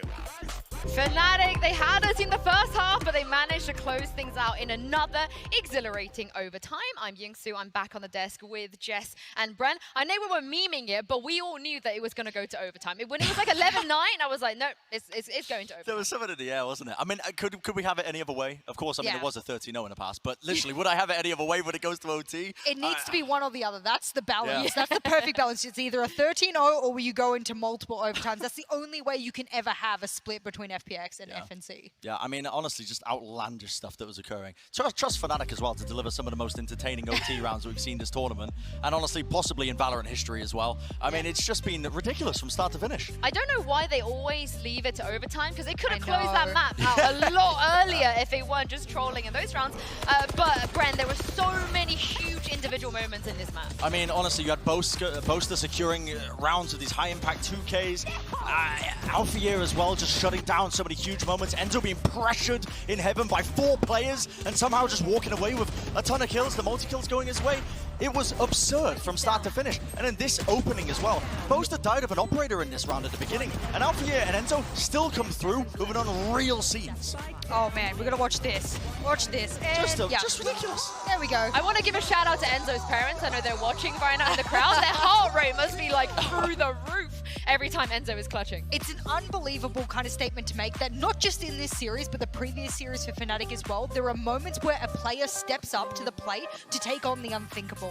And to have unthinkable moments like that and to go and just say, Enzo's already had multiple of them himself, and to come in this series and go, I could drop a 3K one's necessary, I think that's a completely unreal statement to make about multiple players. Yeah, the guy has just been unbelievably clutch over the course of this tournament as well. And I mean, me and you, Jess, we were curious as well about where this was going to be leaning. This heat map is just, it's so A-leaning. Yeah, those who want to understand that A is the only site really that FNATIC outside of the conditioning. I love the little spot on B. Yeah, there's a little spot on B where they did plant. They did think about B. They also did consider failed to it. plant there as You're well. right, so that doesn't count as part of this heat map. But looking over towards A, they have 2 considerable plant spots. They know what their post plant is around it. But it wasn't just the A takes. The reason that we wanted to talk about the A takes as a whole in this heat map is that they knew that the power position to take this site was heaven. So it wasn't an A take. It was a heaven take with a secondary thought of taking over towards A and getting that plant down. Incredible thinking about power positions on split. Yeah, I think it was, honestly, they probably didn't know if Sugetsu was going to be running the Killjoy, but it's clear that they looked at the setups on their attack side, and it was part of the reason they had such an edge on it, honestly, just working around it, making sure that they knew, okay, Sugetsu's here with his setup, means probably not going to be holding it with as many players around A Heaven or the other extremities that they might be holding on A normally. It's the G2 Icebox simulator. It is. Just go away. It God. works. It works. It works. But I cannot believe Sugetsu was on the losing team of that map. Here he is in the Verizon high-speed moment This was with an insane. incredible ace. And shout out Brent to Timmy the Turret as well for coming through. You were cannot believe- screaming, Bren. You I were was screaming. Surely Sugetsu dies, right? Surely he dies in hell here. There's no way he's able to survive. He swings out and gets 1 4, HP. and then his turret gets the ace. I could not believe what I was witnessing. It was just... His face doesn't change either. He's just like, that's what I do. Okay, It's just that's another very drop. Nats of him. Just It is cold. very Yeah. Nats. And he almost broke the kill max on a single map in this tournament. The kill max is shared between 2 players on 31. He dropped 30, and he was on the losing team. I don't think there's much else to be said. Mind you, sometimes we talk about backpack plays. I don't think Sugetsu necessarily was. The kills might indicate that, but this was a team versus team battle here, and God, we got a bits of everything. Also, he had 4 players running at him every round. Yep. Just like and somehow constantly. just still anchoring it and holding it down and just always trading. Sugetsu had an absolute monster of a map as well. I think as well, I mean, the reason we highlighted FNATIC's big plays at the beginning is because those were the things that gave them the edge to even stay in the series in the first place. Right. And I'm wondering as well, is this the thing that they're going to be leaning on the entire time now coming into this tournament? Are they just going to be relying on their players like Enzo to get 3Ks all the time? I mean, the guy's ice cold, but how cold can he possibly be? This venue's boiling. I feel like that's how they got here, right? They got here on the back of those rounds that you were talking about. Before we head into map 2, it's time for the AIM Lab shoot around. And right now, we're watching FNATIC's Mystic there. Again, with the troll process, I feel like we've had a few of those. Don't He's just What popping is this? don't Divide. scan the QR code. Scan the guys. QR You don't code. want this. Mystics, You you know, don't want running this. his inner Divide. Remember Divide ran it in Yeah, the match. He he ran did, that he did. crosshair, so... I mean, I- this guy's just practicing on like what is this, Quake FOP? Just 200%. It's hard to look at. I'm going to have to look away from it. It's making me nauseous. I will say that players like Mystic, like Enzo, you know, the support players, even we talk about the controllers, but these are the players that have got their teams the furthest in this tournament. Yes. It's not so much about the Jets, the Chambers, Yeah. or the Razors anymore. Yeah, I think, as I said, this is a team effort, and this is what I wanted to see from both of these teams. Boaster, my God, has he stepped up. This has got to be, I will run the numbers. I promise you I will get back to you after this map or even halftime. This is one of his best performances, even if we're talking offline, online. I don't even care what environment we're talking. Best performances that I've seen from Boaster. Unbelievable. Yeah, he likes to be in front of a crowd, so I think he has a bit of a crowd buff here. We are heading into Bind, and the last time we saw FNATIC play Bind, I think, Bren, you had a heart attack Yeah, close to it. for all of overtime when you were casting that match. Do you expect FPX to be able to challenge them the way that Leviathan I did? don't think any team is going to be able to challenge them like Leviathan did, just because the nature of that game was so all over the place. It was back and forth. I mean, FNATIC had to pull out so many clutches over and over and over again to even like stand a chance of even bringing it back.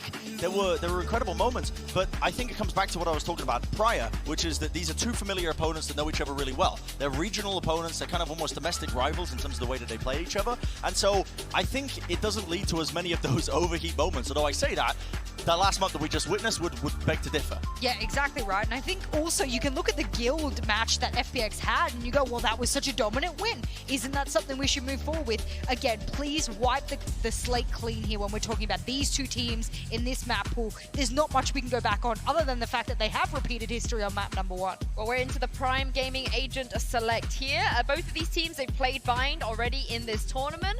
Both have been somewhat pretty successful, FPX more so than FNATIC here, and it looks like there's going to be no changes agent-wise going on to this one. Yeah, they're going to be playing pretty familiar stuff, I think, coming into this. And with the exception, of course, of like the double controller that they somehow swindled, triple controller, I should say. No, that's going to be incorrect. But the comps that they're playing are the exact same as what they played prior to this. So again, it's just comfort for both of these teams. Both of them playing exactly what they know. There's no change-ups, no switch-ups with the time that they've had to prep for this match. Yeah, here we go. Just to show you guys once again the agents they're going to pick. And Jess, I know it says Zipan's was Brimstone on that big screen, but I'm pretty sure he's going to be locking the Raze here. Yeah, I quoted him being one of the best Razers in the world. So I still stand by that. I think when he's at the top of his game, he is one of the best Raze players in the world. Bind is a map where you must be able to traverse at incredible speeds. We've seen Guild, they've been able to use it. That was something that they were able to weather the storm with. He needs to be that lead player. Now, last time FNATIC ended up playing Bind, Durka had a bit of an underperformance, I think, comparative to where we expected him. This map right here, I want to see him have a big finish to try and close the series out. Yeah, let's hope for some defuses, right? And stick the spike. Yeah, plant no the more spike, But that was defuse the Enzo, spike. that was Enzo. Yeah, let's just like do some normal stuff. You know, I want to see some normal stuff. Yeah, you've cursed it now, Yinsu. Oh, Congratulations, you played Yeah, yourself. I reckon Mystic's gonna get an ace on the AWP. That's my hot take. I hope Boaster brings another op over towards Showers and absolutely rings them clean. I mean, I feel like you can only do that once, right? FPX, they know he might do that, so they're probably going to be a little bit more vigilant on this. I mean, that is the circumstance of which he brought. I can't remember what it was. It was like 14 something, 16 or something in the OT. And I mean, for him to have the cojones to do that in the first place is ridiculous. It's just absurd. No one's doing that. I mean, he shouldn't have got away with it. Well, I'm excited to see what both of these teams can do on Bind, and it's time to throw this over to your casters, Tom and Mitch. Well, we've certainly had a good start to this series. It delivered all the way, and now it's time to get on to map number 2. We're heading on to Bind. This is where FNATIC wanted to start things out, and this could be where they close it, already with a map under their belt moving into this pistol. Yeah, the fact is we actually saw Boasters up in the last map on the attack, so to count that out, I'm disappointed in the desk, but you know, they're trying to curse us as much as possible, and you know what? We've seen long games of Bind before. FPX have looked good. They smashed Guild on this map recently, and the recent results for FNATIC have either been close or even losses versus Paper X, so we definitely have the opportunity here for FPX to turn this one around. The chances are there. This defense stacked up on the A side. They got plenty of players being spotted to an extent. Zipan on top. They know that he's there. They were spamming away, and the nade even took him down. He's 55 health as he backs off. 4 players on A, though. You know, FPX are pretty happy to sit back to avoid some of these fights and let FNATIC come on in. That's the thing. This is the confidence that they have in Saigetsu.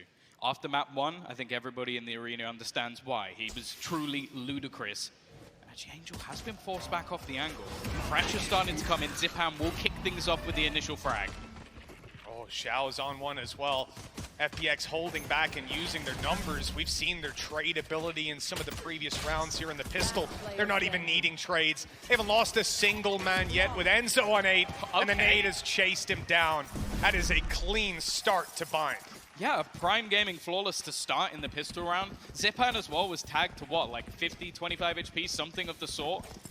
In the very early stages, still manages to come out with 3 kills. So the beginning that FPX needed, I think especially after a map like the last, where it's so desperately close, you basically have an opportunity to take it over the line, go into Bind, which as said, they've looked fantastic on, with a sort of clean start, and instead, they let that one slip away. So getting the pistol here, I think is going to be important.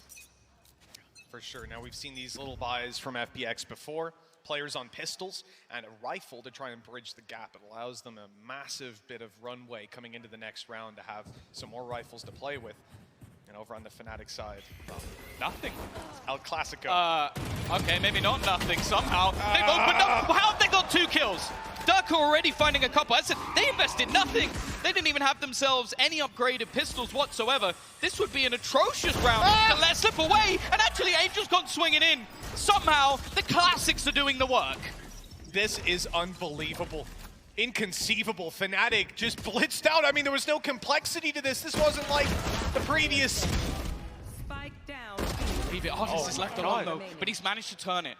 And actually, with the spike not being planted, there's still a real opportunity for him. He's going to try re-aggressing. Bear in mind, as I've said, FNATIC have nothing. So Mystic is still left with just a single flash. And actually, he's going to throw the gun away. Make it so that it's not retrievable. There was another one still within Hookah, so unless Mystic managed to find the perfect timing, there was no real way for him to be aware of that spot. He's going to start making his move. I think Artis might have just played this one perfectly. He's even spotted him as he looks to make his way through. It was a clutch that was needed, a Red Bull one at that, with FPX scraping through this second round. And hey, they recovered that rifle, Tom, so all things considered. Yeah, this was a costly round, but actually with the way that FPX plays these low buys, even just getting out with the win, it doesn't put them in the worst position because they had those 2 pistols to play with. The rebuy up here, it sort of does take away the bonus aspect of it, though. Most of the time. Yeah, they still actually have enough credits that they will be able to buy into the next round. So it's sort of that gamble that we've been seeing. I can't say I particularly like it, and especially some of the bold plays that were there, but FNATIC made that one incredibly costly. If they win this one back cleanly as well, they could be off to a flyer of a start. I will say, though, for FPX, having that cash still in the back pocket, 3 rifles coming into a bonus round. Sure, there's some light shields mixed in there, but all things considered, this is a really powerful buy for FPX, and they're, you know, gambling on the next round. So damage is almost the name of the game here in FNATIC. They've got players stacked up, but Alpha's walked straight through. He's caught 1. He won't get 2. Saigetsu holding strong and has support still. Could have flashes coming around any moment. Xiao's got the cross angle too. FNATIC, they sense they can't just go running in. For this position from Enzo. I don't know if Artis is going to be expecting him. No, he's... Oh, it should be for free! Oh, it's a little bit shaky, but he does get the job done. Turns it into a 4v3 scenario. Risk the Alpha. What? He saw the traces back. Saigetsu is an animal. But look at where the spike is. This deep push has almost sold a fake story to the side of FPX, thinking that no one could possibly be heading in towards the B site. Instead, they make their way through Hookah. The plant will be for free, but that flank will be fast. Zipan decides not to play the aggressive early flank through Hookah, but that means that they're now on FNATIC acknowledging we got the site for free, no one was here, and we didn't come through long. So that's probably where that guy is. And the flash has just confirmed that Zipan not under that much pressure. Hookah Saigetsu's here and almost getting away with another ace. The nade in, and Mystic won't win it. FPX get away with a 3rd. This bonus round had its weaknesses, but it just didn't seem to matter in the end. FPX playing the try and survive with more than one player challenge. They managed to do it in the pistol, but again, just looking so good in these late round scenarios. And even though the information they kind of got sold them the wrong way, it was just Zipan's reposition towards the end. And this man, like honestly, if they come out of this series with a win, I feel like this man has just put himself in position to actually be maybe the MVP of the entire tournament. Because the fact is, you have to bear in mind, he didn't even get to play the early stages. It's not like he got to go through, like, it's been said on the desk, like, oh, you know, those earlier games, the easier games. Sagetsu's had no easy games. He's still looking like the best player in the server. Oh, this flash play coming out on mid right away. FPX taking the fight to them. And they'll win both of those. Artist spraying away, full blinded is caught. Now that's a bit of trouble, but Zipan is there to help out. Even more support coming through from Angel, but he's a little late to the party. With Alpha on 5 HP, they will survive. FNATIC able to reset into a late round fight. But I mean, really? One away from a Viper's Pit, but on 5 HP, you're not even gonna use that. That's the thing, that they've not even invested a massive amount into this round. They're saving up for the next one, so any cost that they can create, as we've mentioned, there are no credits on the side of FPX, even though they've won themselves 3 rounds in a row and are looking at a 4th. So if they can even just drop a couple more players, the thing is though, even going into the next round, FPX are going to have some pretty damn powerful ults ready. I wouldn't be surprised to maybe see the guns switch. But actually, they're going to find a second one. They've just dropped the pit on mid, and that's going to be noted by FNATIC, and they're starting to make their way back over here. Whether they think Sagetsu's gone on a long flank, or a long rotation, excuse me, through their own spawn, the defender spawn, or whether they assume he's pushed up here is going to be the difference between winning or losing this duel in Alpha. Well, he's caught, and so is Enzo. Sagetsu with a solid double, and a 4th round now, FNATIC falling behind. Yeah, there needs to be a response, and there needs to be one quick. They're getting out-dueled, but also I love the fact that FPX are being so proactive. They're not allowing for any of these setups to come through. They're not allowing them to get into any of the afterplant positions which FNATIC have been renowned for in the past. That was what they were, the God Squad at afterplants when it came to Bind. For now, at least, they're being pressured all over the map, and even though FPX take a lot of casualties in those battles, it's worth it, because it forces FNATIC into a much more reactive and disjointed style of play, which, hey, FPX will capitalize on. And so far, they certainly have been. A lot of convincing rounds and good defenses for them. FNATIC are going to swap things up now, rifles in hand, moving towards this B site early, trying to take as much or put as much pressure through as they possibly can. A snake bite for top site. You almost think that's supposed to coincide with Enzo going through, or a peek out on long, something like that. But they're denied the control. Again and again, Sagetsu is here, the roadblock that turns FNATIC to the other side of the map. And you can see FNATIC having to check absolutely everything. They're so worried about this positioning that has been taken in the prior rounds. You can see the lurk from Boaster just in case they try and make a move, but instead, this time Durka leading the charge. Showstopper utilized, but the seize is just perfect. He can't go any further, and there's an orbital strike on his head. He has to try and escape from it. Nade through, and he will actually be able to dodge because of the counter utility that's been thrown, but they haven't rotated. You might be expecting someone to move on the other side of the map, but no. They were holding, they were waiting, and now FNATIC, they only have 30 seconds to try and get into this site. They actually fully commit to that. They could have been in trouble. The rotations were perfect from FPX, but actually, they've gone to the other side. They've looked for A, and Durka's managed to catch Xiao. A great lurk, and that's going to lead to a plant for sure on this site. Nothing this time that can really deny it. There is a showstopper available for Zipan, but to throw it in here would be far too much of a risk. Wanting to wait for his teammates to try and clear out the flank. You can see that slowly coming through from Sagetsu. Heals being given out, so he's going to know roughly where one of the players is on the other side, but not quite going to catch him just yet. This comes down to Alfia, really, and whether he checks this or not, he's on his way back, and he's faced Sagetsu, but no one great shot out of Mystic. Sagetsu's known, they know exactly where he's coming from, and he won't win the duel. FNATIC come out on top. Yeah, real opportunities there for FPX on the way back in, but they're just unable to find anything, and it's just the initiative play from Durka that basically wins them that round. A sneaky push through, he got through the C's, and then the orbital strike didn't finish him off. I think it was just that little bit delayed from the side of FPX, almost just trying to buy time instead. And whoa, nobody on the other side expected him to be this deep. And that, what? it does look more ridiculous from his perspective, actually. You know, no one expected him to be there, talking about Durka, because he avoided all of their utility. Like, he had the one spot that he was safe in, and they're like, okay, well, this guy, maybe he's like in bathroom or something, but probably fell back with the rest of the team. Still manages to get the jump. Great early fight, and Mystic's punished for that nasty shot he hit last round.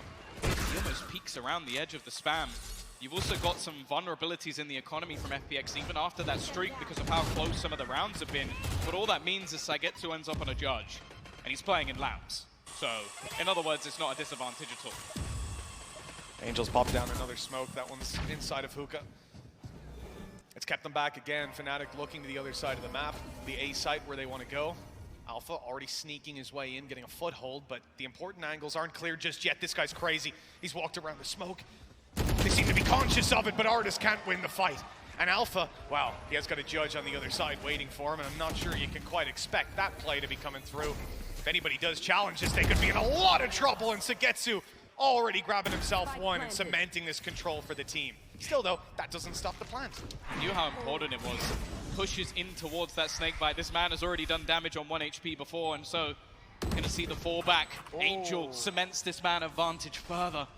There is still a flank coming in as well. I don't know if this is going to be expected from Enzo. It's free on the side of FPX. It's left all onto Boaster to try and attempt this clutch versus 3 more players, already throwing out that little bit of utility, expecting somebody will peek him on the other side, and he will be able to deny the diffuser for at least a moment, but there was so much time for FPX. Yeah, they knew that they had that one locked down. You saw them just stand up in that triple line ready to at least, you know, they lose 1, they maybe lose 2, but someone has to follow through. 5-1, a very impressive start to this from a defensive perspective. FPX have been looking a whole lot better, and you know, it's surprising looking back at Split. There were just so many gaps there that Fnatic were able to exploit and catch them off guard with. Even in this one, Alpha Air is trying to replicate some of that with those little sneaky A plays, or last round Durka getting up in their face, and that's only in the early attack. That's the thing, I feel like there are still gaps, but firstly, FPX's retakes on the A site have been sublime. They've been able to section everybody off. I think the flanks coming through have also caused a lot of problems for Fnatic that they haven't really been able to deal with. But also, I feel like those lurk plays from Alpha Air especially, they've only ever got 1 kill. Like, it's, okay, I'm going to swing through this smoke, I get 1, and then there's an instant trade. And a lot of that has been down to Saigetsu. The man is 9-3, and a lot of the time he's been playing a solo hold. He's had a teammate lost, and then he fights it back and brings it back himself. And as we've said in the last map, the value that this man is bringing is unmatched at the moment within the server. And Fnatic, well, already, they're going to take themselves another timeout, take themselves a moment to try and come up with something. The problem is, Mitch, their economy stinks. Oh, we got a Vova in the crowd now, in the house. Give us a little wave. There we go.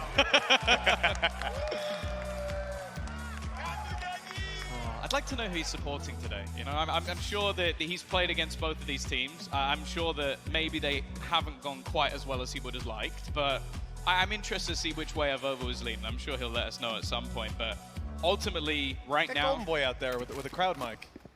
Are you just sending Golden Boy places now? He's not doing anything, is he? Sat around. Just chilling. 5-1 luck. It's not an easy place for Fnatic to have to take this kind of buy. They've got so many weaknesses here. Just look at the pistols. Got a judge in play for Durka, but hey, that might not be a weakness. It could end up being a strength if he can manage to weasel his way in towards lamps. Well, blast pack plays have been nasty before. There. That's the thing, he's already used this screen to get deep control. Boaster throwing out his utility, but he might not expect this. Push through from Durka, though. He's going to find one off the back of the judge. Drop it as well. The swing comes back out, but actually it's not connected from Zipan. Artis is surrounded, and Durka lands the shot again. These weaker weapons working out for Fnatic. And they're even going to, again, they throw in the Viper Spear. They know how important this is, but they don't need it. Durka has left it onto Xiao. He needs an ace. This guy, you see him with a judge, attack side, and just know what he's going to do. He's blast packing in your face and winning the round for the team. I mean, this is a team that has struggled to find any form of foothold in these early rounds, and now off the back of one of the cheaper guns in the game, they got 3 kills on Durka.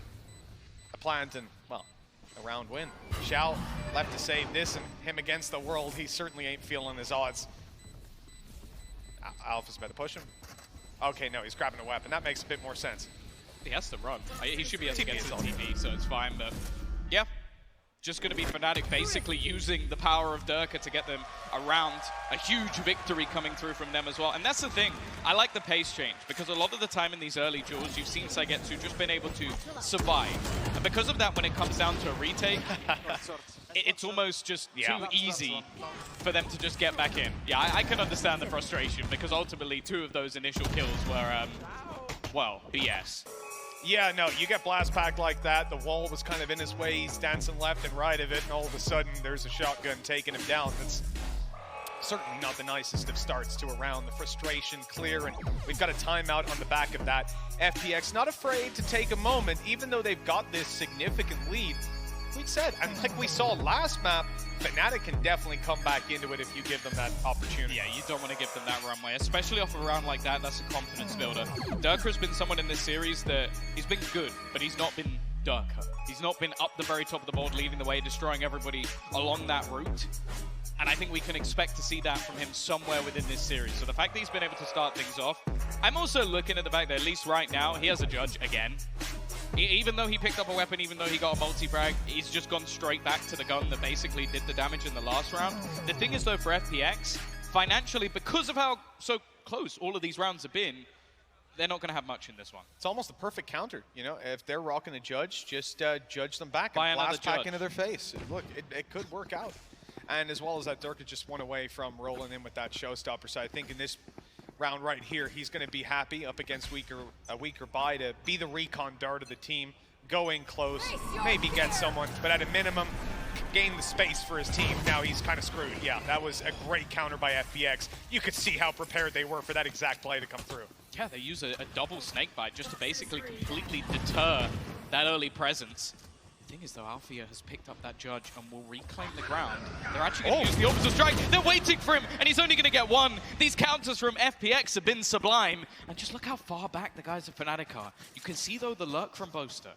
Looking to try and make his way back in towards this B site. Now, he can't go anywhere near Hookah because of the gun that Artist currently has. But everywhere else on the map is free real estate.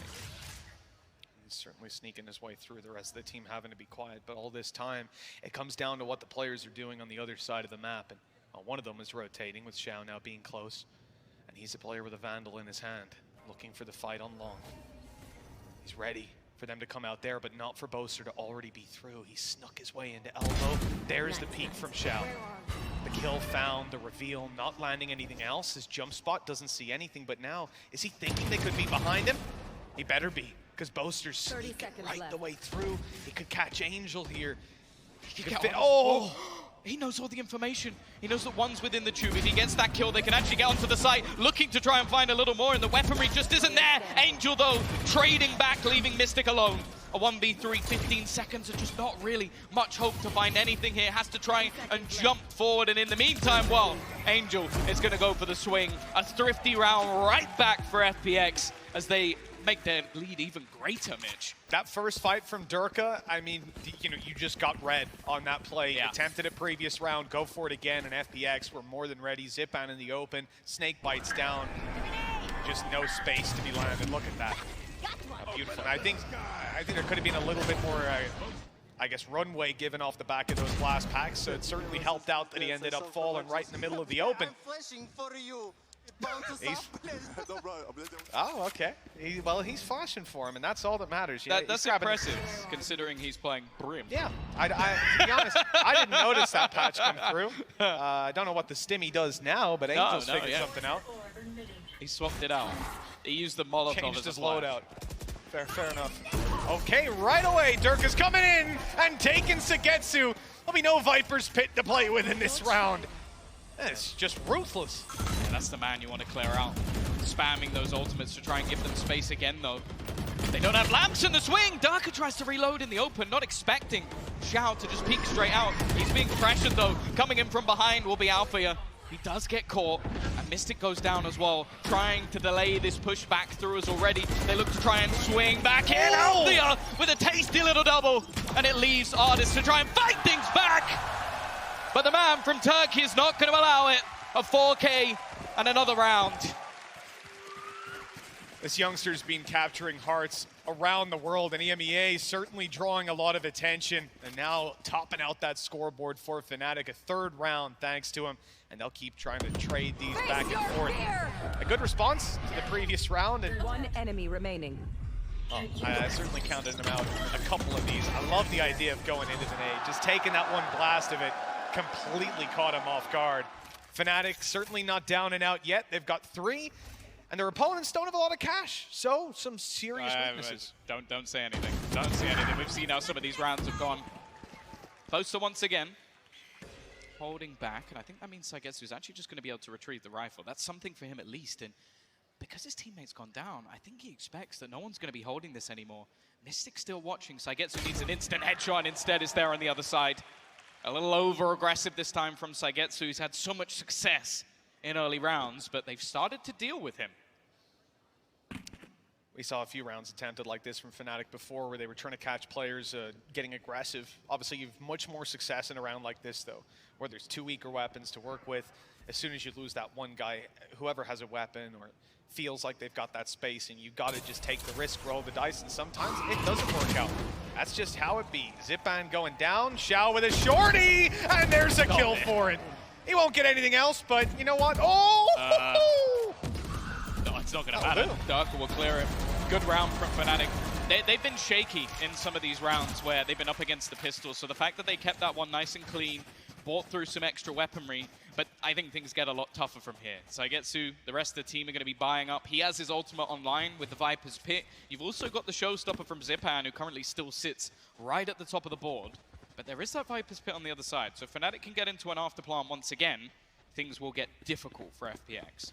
Yeah, we didn't really see that much from the previous one either, right? I mean, it was put down and Durka just kept on popping heads, so they never got a chance to attempt that retake. This time around, a little bit of a different pace out of Saigetsu. He's going to go right away with a Viper's Pit of his own, securing that A mid area, and, well, that should leave FNATIC in a bit of a rough spot, but they were almost expecting it. Much less presence around the mid area, and they're now focusing themselves in towards Bathroom, taking the control with the Trailblazer, grabbing their orb as well, and from here, Tom, they could ult out onto site with Alpha here if they want to. They've got options. Is Hardest going to pop flash, or is he just going to sit on the edge? He has the utility if they desire, but instead, it looks like there's going to be a crunch in the other direction. Now, Saigetsu does seem to be watching that position. The rotation is there from Angel as well. Bear in mind, he has his orbital strike online. If he spots them, he could basically stop this push in its tracks. Launching smoke. You are divided. Here it comes, Cosmic Divide. They'll step out. That molly's good, though. An orbital strike on the back of it, and that's put them in a tough spot. They've got to sit back and... Oh, what? I thought he was dead! I thought they delayed the rest of the team so they could deal with Durka, but he's come out on top in a fight! Mystic's got 2! And FNATIC, they're not letting this round go! They've got it locked down, spike planted.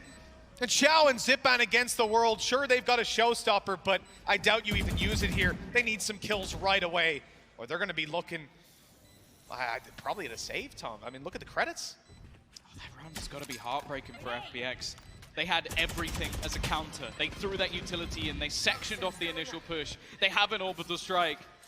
But Durka. That's all you can really say. But Durka. Just goes diving through into the site, finds them the opener. Mystic picking up a double as well. And once again, you find FPX in such a strong position initially, and it's now slipping away from them. They're at least making this one a little bit costly, but for FNATIC, they don't mind throwing a couple of weapons, especially if it slips away. Yeah, and going down to Zipan, right? He ain't getting any orbs for that, but the showstopper still in back pocket. This half was looking pretty rough for FNATIC, but they have recovered it beautifully. One round between them, and FPX might be able to push up to 7, but I'll say even that's got to be disappointing. So nuts. Oh, he can't even see him. That's the thing. Angel has got to just bug. You can see it. You can see it on his face. That was a kill that he definitely should have been winning. And then you just have Mystic destroying anybody as they try and come out of the Viper's Pit. That all fell apart when Angel died. Yeah, they did everything right, everything in the setup, but sometimes a player like Durka is going to come through and just mechanically wow you. The 6-5 scoreline. FPX's defense is coming to a conclusion, and either way, it's a disappointing one, but if they equalize it here, FNATIC will really have the wind in their sails coming into next half.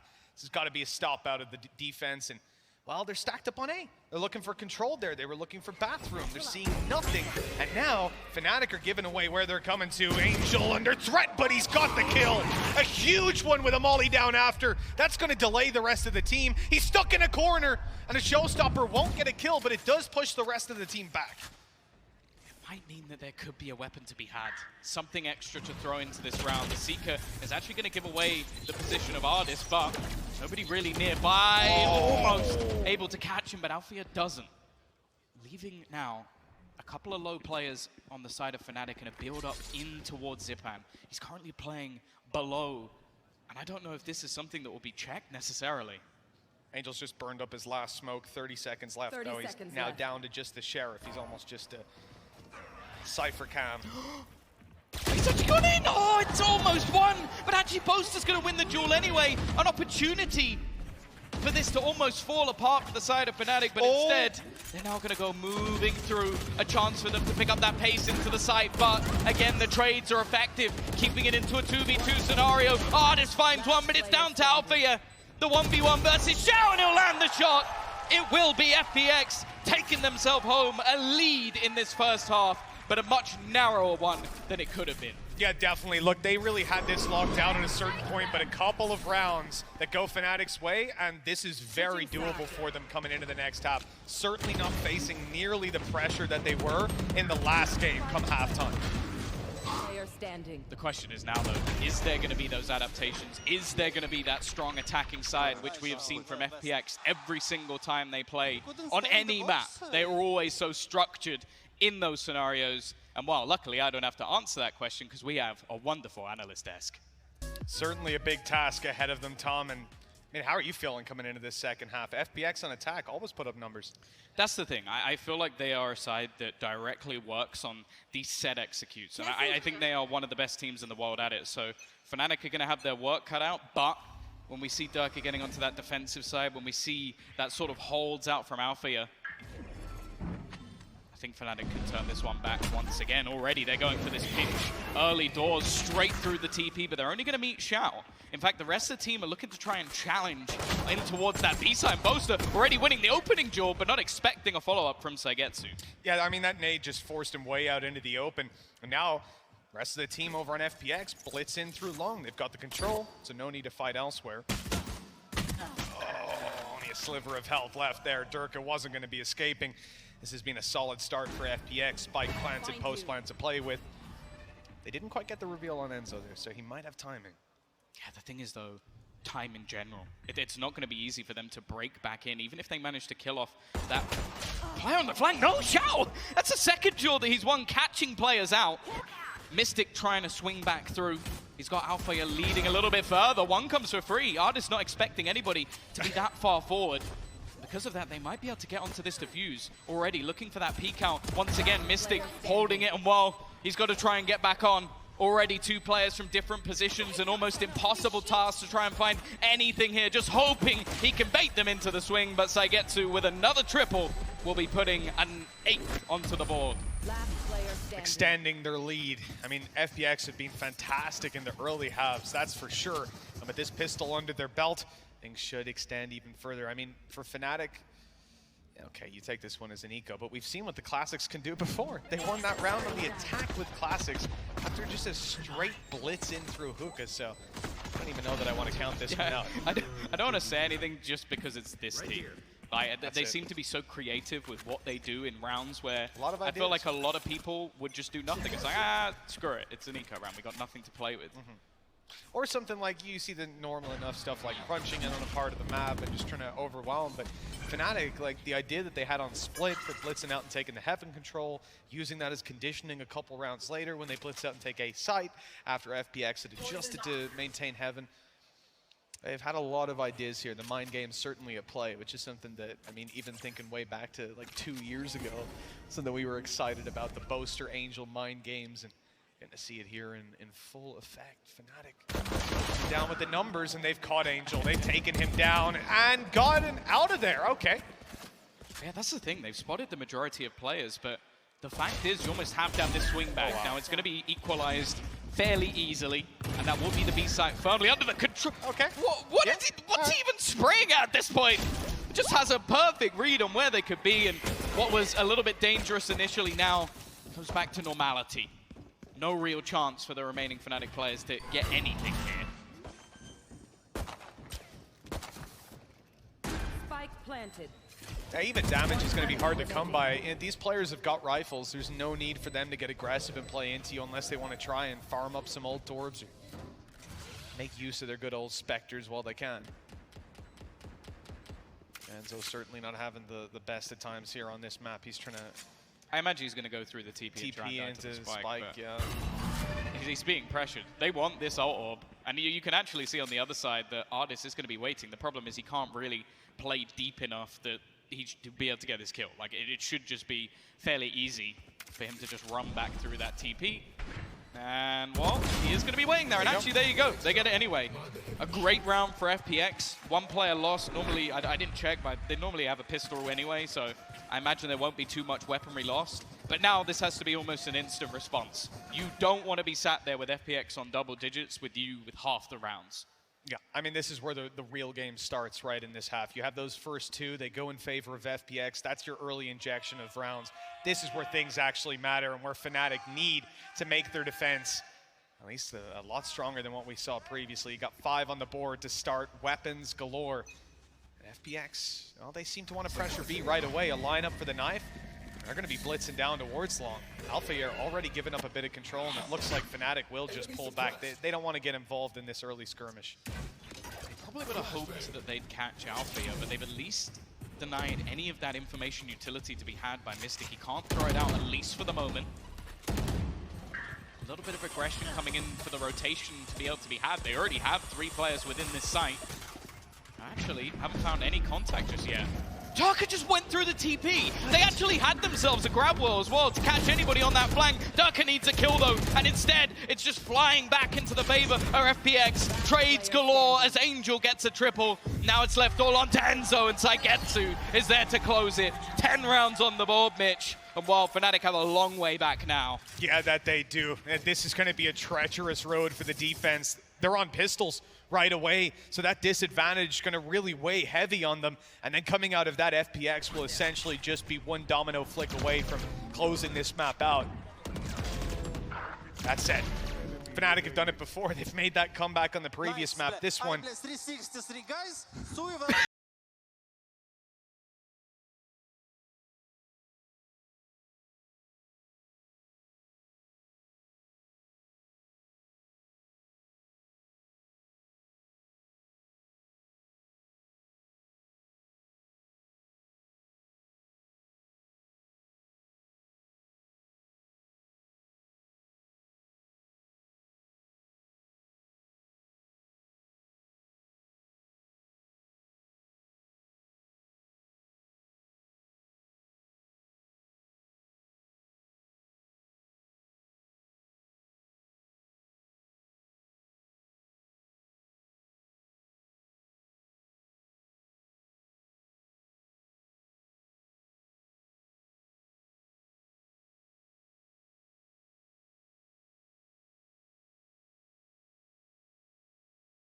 Join up with the old Summon boys. The fact is, though, you can't expect a lot from this round at all. No. It's one that if Fnatic even walk out with 2 or 3 kills, they'll be over the moon, most likely. But it's so deep into this game at this point, even though we're just starting out this half, essentially. We've had 1 bye round. But FPX are, well, they're knocking on victory's door. We come into this round as barriers about to go up. You can already see that ult economy not really going to be a saving grace for Fnatic, and if anything, it just serves as a bigger safety net for FPX to work around. Having that Viper's Pit on attack, that can swing rounds in your favor completely if anything does get a little bit dicey. Although in this round, you know, you'd be up against a judge and a bookie, so probably better not to use it. This is the same play we've seen from FPX already. Just try and avoid Hookah almost altogether. Make that play through long. This is a hard read on what we've seen previously from the side of Fnatic, and they know they're in there. They're just going to throw every single piece of utility they can to try and force them back. Viper's Pit even committed here, which actually could help out Fnatic with the weaponry they have. Yeah, exactly. Like I was saying, get those pistols up close, get those shotguns in. But they need to get those shotguns in. And as I look, it's Enzo And Durka, the players with pistols coming in from spawn, those shotguns are inside hookah right now. And that makes this very difficult to blitz back out to fight for that control. You see on the way, they're just gonna be sprayed down. Taken, what? That was from miles away, a kill with a judge, but it's still not gonna get them the round win. How much more damage can they walk out with is the question. Ooh, great shot from Enzo. 3 kills, it's decent. It's decent, but this is where the work has to be done. Yeah, the fact is, it doesn't do anything to FPX's economy. No. Like, okay, if they win this round, the next one might be a little bit more dicey, but ultimately they have the reserves. Again, they've won 4 rounds in a row, but this time, it's been a little cleaner. I wouldn't call it clean, but it's been a little cleaner. Ultimates built up for either side. You've got that null command, orbital strike, and on the other side, a few available as well in terms of that site taken. I feel like the Seeker's combination alongside Nightfall could be huge. But the fact is, they really need to find something in this round, otherwise we are heading to Fracture. Yeah, we absolutely do need to see FNATIC step it up. Now, we've had immediate control going to FPX over towards Bath, but re-aggression from FNATIC. They're on the corner, ready to fight. Good kill for Durka, and an aid to go through a little bit deeper, but the team wasn't there. And that's a direct read on FNATIC, or a direct setup to counter how good the spacing has been from FPX so far. They have just walked all the way down. They already have a man advantage. They don't even really need to be this audacious. But they're looking to try and catch them if they rotate back through. The only problem here will be Zipan, because he's already managed to bypass them, but it might even sell them a bit of a false positive. Somehow, though, Mystic doesn't win the duel, and the timing could be worse. It was an advantage for FNATIC just moments ago, but they almost overplayed their hand. They walk back into FPX, and well, now the site is theirs once again. They didn't know how close Zipan was, but now they do. Durka trying to hold strong. Enzo coming to help. I mean, still on the A site for now. Durka's completely alone for the next couple of seconds and wants to avoid a fight. That gets them a plant. Now coming back into it. His teammate just behind him. Enzo with the reveal ready to pop through. Still got 2 Prowlers. So they have a ton of initiation on this. That's the space. 1 kill and a showstopper. Nightfall available if they can get into position, but it's utilized by the other side. Durka already managing to find 1. He needs a little more, but Enzo may have already done the work for him. It's left up to Xiao, and there is that showstopper. That round looked done, but FNATIC fight back through with Durka leading the charge once again. And well, Mitch, that is that lifeline found. It's Durka time. That's damn right. An impressive one to keep FNATIC's heart beating in this. And yeah, retake that definitely did look done. Durka being able to slip out, you know, they gave him the space, and I don't mind that, especially with the ultis online, but it's this fight there that you couldn't account for. Him getting that duel, surviving till later, showstopper online, and he's able to take it. It looks like he's trying to take flight. And you know what? They could do that with a flying start in this half. They've been down 4-0 to start this one out, but finally they've got around on their defense. That's the thing. He was the one deafened and blinded, but you would almost think it was the players on the other side in the way that he made that move. 5 rounds of difference. Still an incredibly long route back and more of a slip-up from FPX than anything. I don't think it's going to rattle them just yet, but a few more rounds like that, and maybe, just maybe, FNATIC can slip back through. Well, that's not going to pull anyone in towards Hookah. Alphair certainly not content with giving up the control. Snakebite for Prowler trade almost going through. Trailblazer down B long sees nothing. This early information out of FNATIC, they're not landing too much, not seeing too much, and it keeps them with a 3-stack on A. You know, these players on B don't feel over-pressured at the moment. So their setup's gonna just stay.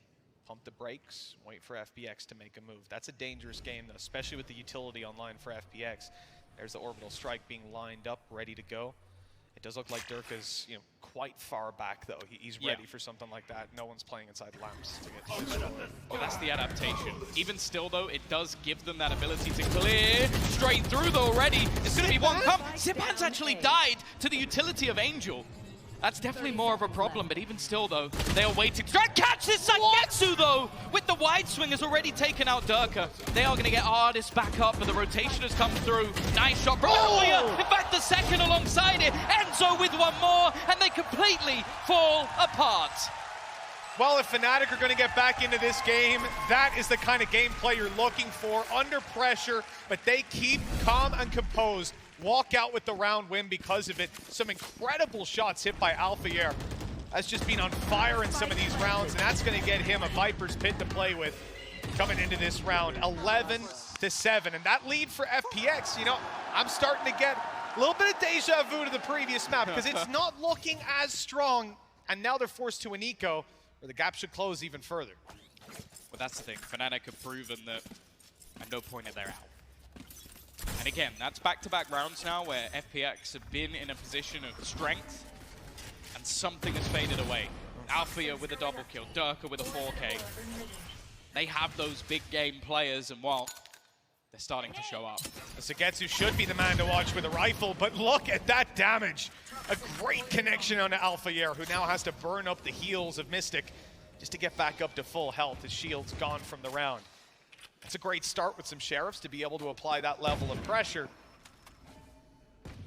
But now that these players have fallen back and given up some of those closer angles, it again becomes quite a difficult round for them. They have got this wall up though, and the wall on the A site from Viper, I mean, if Sagetsu puts the wall up, they instantly lose control over lamps and so much of this site.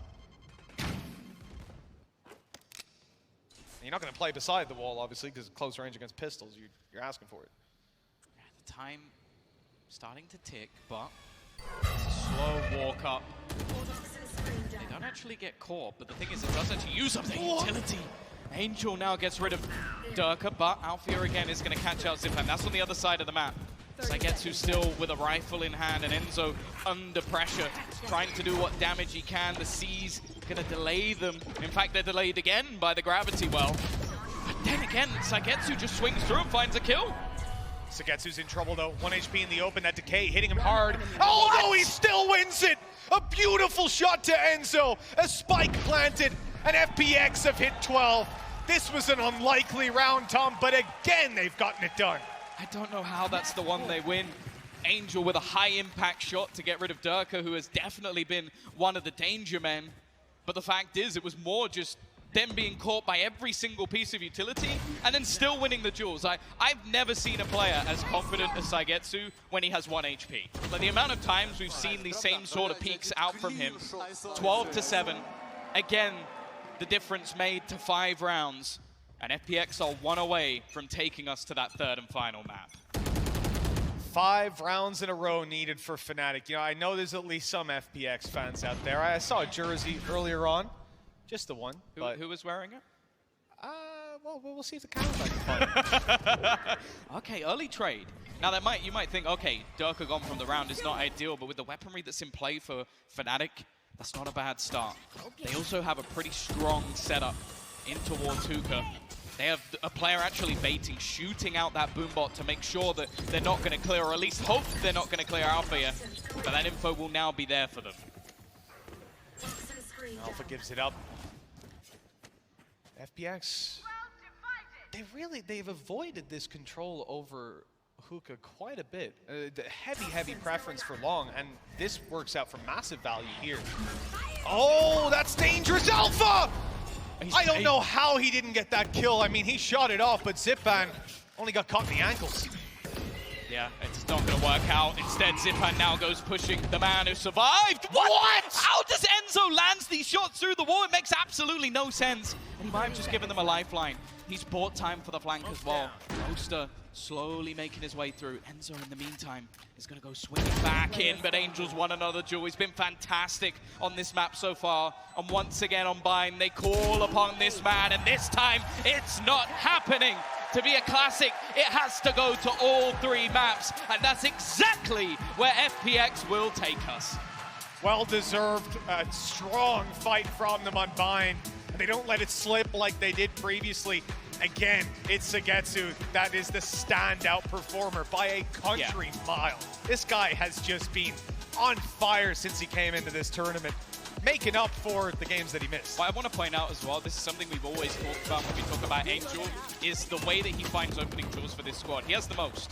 Other than, I think it was Durka, who is playing a completely different role, far more aggressive. I think it was by 1. And that's the thing with Angel. When he has those big game moments, when he has those sort of impactful plays, he's just superb. And that's what we saw within this map. This wasn't just one player going crazy. Okay, Sagetsu's at the top, but every single member of FPX came in swinging and has taken them through to that third and final map. And that's where we head to Fracture, which in all honesty, they have looked fantastic on in this tournament, absolutely destroying DRX in it earlier.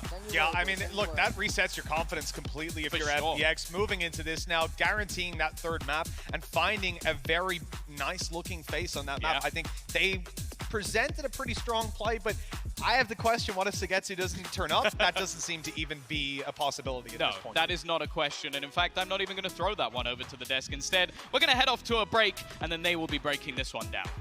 We can't end this EMEA banger without going to map 3, and thanks to FPX's performance on Bind, we get to see that Fracture. But before that, I've got Jess and Bren back with me on the desk. What a way to bounce back from FPX. There's nothing better than winning your opponent's map pick. I always feel like, you know, you just sit there and you're like, wow, we could do it on their home turf. That's something we were confident with, and the scoreline looked pretty nasty as well. So that shows me there is a lot to be told. It throws me back to FPX against Xersha on this map, and even the guild one as well. I mean, that was nice. Yeah, the guys are just playing a standard game of Valorant, I think, as well. FPX, they've got clear ideas of how they want to play with map control, important areas to control as well when they're on their playing on their defense, and even on their attack side. I think they're just clean, well drilled, and it's been difficult, I think, for FNATIC to find openings without it being off the back of big kills from Durka, big clutch moments, big individual moments. That was really missing, I think, from FNATIC in this map, was trying to find that discipline and that kind of understanding of how to play the map really well, which, you know, I come to expect from FNATIC. I really do think of them as one of the best buying teams in the world, but something is missing right now on the big stage for them, and FPX were able to capitalize. I love the fact that FPX brought back that whole split, we're trading off of each other really well. That really elevated their ability to be able to have the numbers in advantage or just keep it clean throughout the round. They didn't let themselves get overwhelmed a lot of the time, and in those rounds, especially when we're thinking about, you know, the first half with retakes, it's like, I think FPX played probably just a pretty standard and fundamental game of Valorant. And FNATIC, I think at times they tried to overplay their hand. I also think it's just a great preparation on the side of Angel and Doombros. They clearly watched, they had a lot of rounds to watch on that Leviathan game, and they've clearly used that prep to come into this. And speaking of Angel, coming into this tournament, we had really high hopes on what he could do with this team. I guess before Sugetsu came into this, he kind of underperformed statistically. But today, he's been hitting every shot. The great thing is that when your IGL not only is calling appropriately, but also popping off, that's when you can really sit beside your leader of the group and go, I know what you're doing. You're also achieving your goal of holding these positions on the map, and I can listen to your calls and trust in them. Angel is one of those leaders. He's the oldest player in this entire tournament, and he kept head-to-head with Durka on this map. The 4 engagements that they had in opening kills, he got 2, Durka got the other 2. It's hard to diff a man who is known for diffing everyone else. I mean, the guy is just having an outlandish performance, isn't he? The past 2 series, I think, in fact, as well. It reminds me of a bit of like an unfit bloke in a marathon. And he started up, he's jogging, I mean, he's falling behind everybody else. But at the final stretch of this tournament, he has actually put up the numbers. Like, he was far on the inting scale early, don't get me wrong. He was inting hard. But he has stepped it up where it matters most, right here in this elimination match as they're heading into this lower finals, potentially. I mean, as Angel has said in the past, he IGLs best when he's dead. So, his words, not mine. His words, not mine. He played. It was just intentional. He just played the CCTV role. He played Phoenix once on Haven, and it wasn't the greatest. But he was like, "Hey, I can IGL better when I'm dead." So, I mean, I think it makes sense. But moving on to map 3, this is Fracture. Traditionally, FNATIC, they've looked great on Fracture, but recently in this tournament, especially after that DRX game, FPX look amazing. One little blip, and that's at the very beginning against DRX. They got their revenge, and I'm glad that they did, because it proved to us it wasn't necessarily going to be that kind of loss that they can take and they just repeat. I don't know how I feel about FPX on this map, considering how many iterations we've had of FPX. How many times are they going to remake themselves, re-identify themselves on this map? Have they found what the answer is now after that DRX match? They've definitely been swapping around their comps a lot as well, because they've been playing, Sugetsu just plays everything in his team. He went from playing the Raze, the Sage, and also going back to the Viper and everything else. And they've kind of leaning into that double controller style as well. But the overarching narrative so far over the course of this series for me is that FNATIC just haven't been playing as clean as a game that I'm used to. When I'm coming into this tournament, I'm doing my preparation on them. I'm expecting them to be incredibly well drilled, really, really clean in terms of the trades and their overall strategies and stuff. And so far, the only ins they've been able to find in the last 2 series has been these big, overwhelming moments from star players like Enzo and Durka. And it's just, I don't think it's going to be enough to overcome a team like FPX when they are coming into this one really disciplined, really drilled. Great ideas of how they want to play their compositions as well. It's a tall order for them now heading into map 3. I would have said before this series, and I did say that I thought FNATIC would have that edge, that competitive edge, that experience edge. Everything sort of led me towards FNATIC.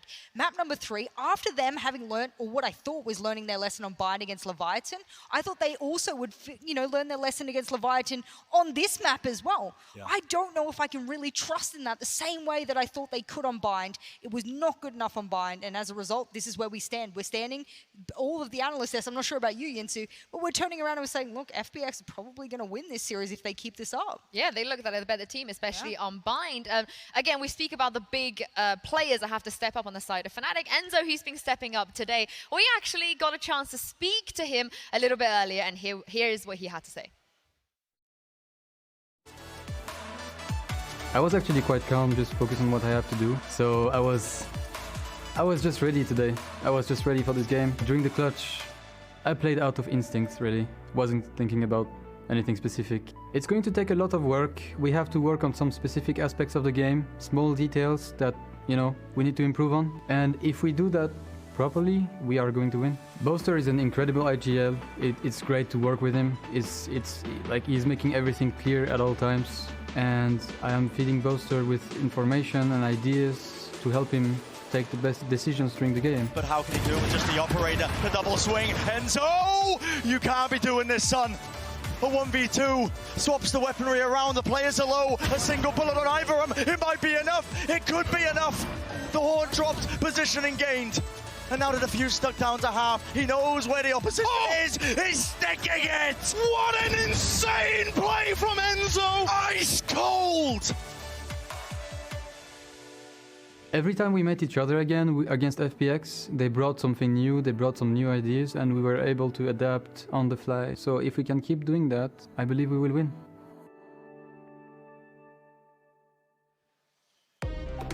Well, Enzo talking about needing to step up with his raw instinct there. I think they're going to need all of that for the next map after what happened on Bind. I mean, he's been having a good series, I think, as well. Enzo has been one of the players who has been keeping him in it with just the setup, the utility, the clutch moments. He's carried that form forwards. It's just the overall, I think, macro idea of what FNATIC need to be doing in these maps when it comes to what areas to control, what their game plan should be, has been just lacking and falling one step behind FPX. Now, God, if there was ever a time to turn it around, it would be now on Fracture, because it's a map where I think FNATIC have been in the past really good at. They have great ideas. The composition that they like to play is incredibly strong at post plans in terms of utility and things like that. But also FPX have also kind of altered, most recently over the course of this tournament, their own composition by playing their own double controllers. I mean, we're going to see here if they ended up swapping things up, but I think, again, we might just be seeing the teams playing the same stuff. Yeah, we're into the Prime Gaming Agent select here. Again, I'm not expecting any changes, but what I will say is I'm fed up with FNATIC losing the first 4 rounds on every side.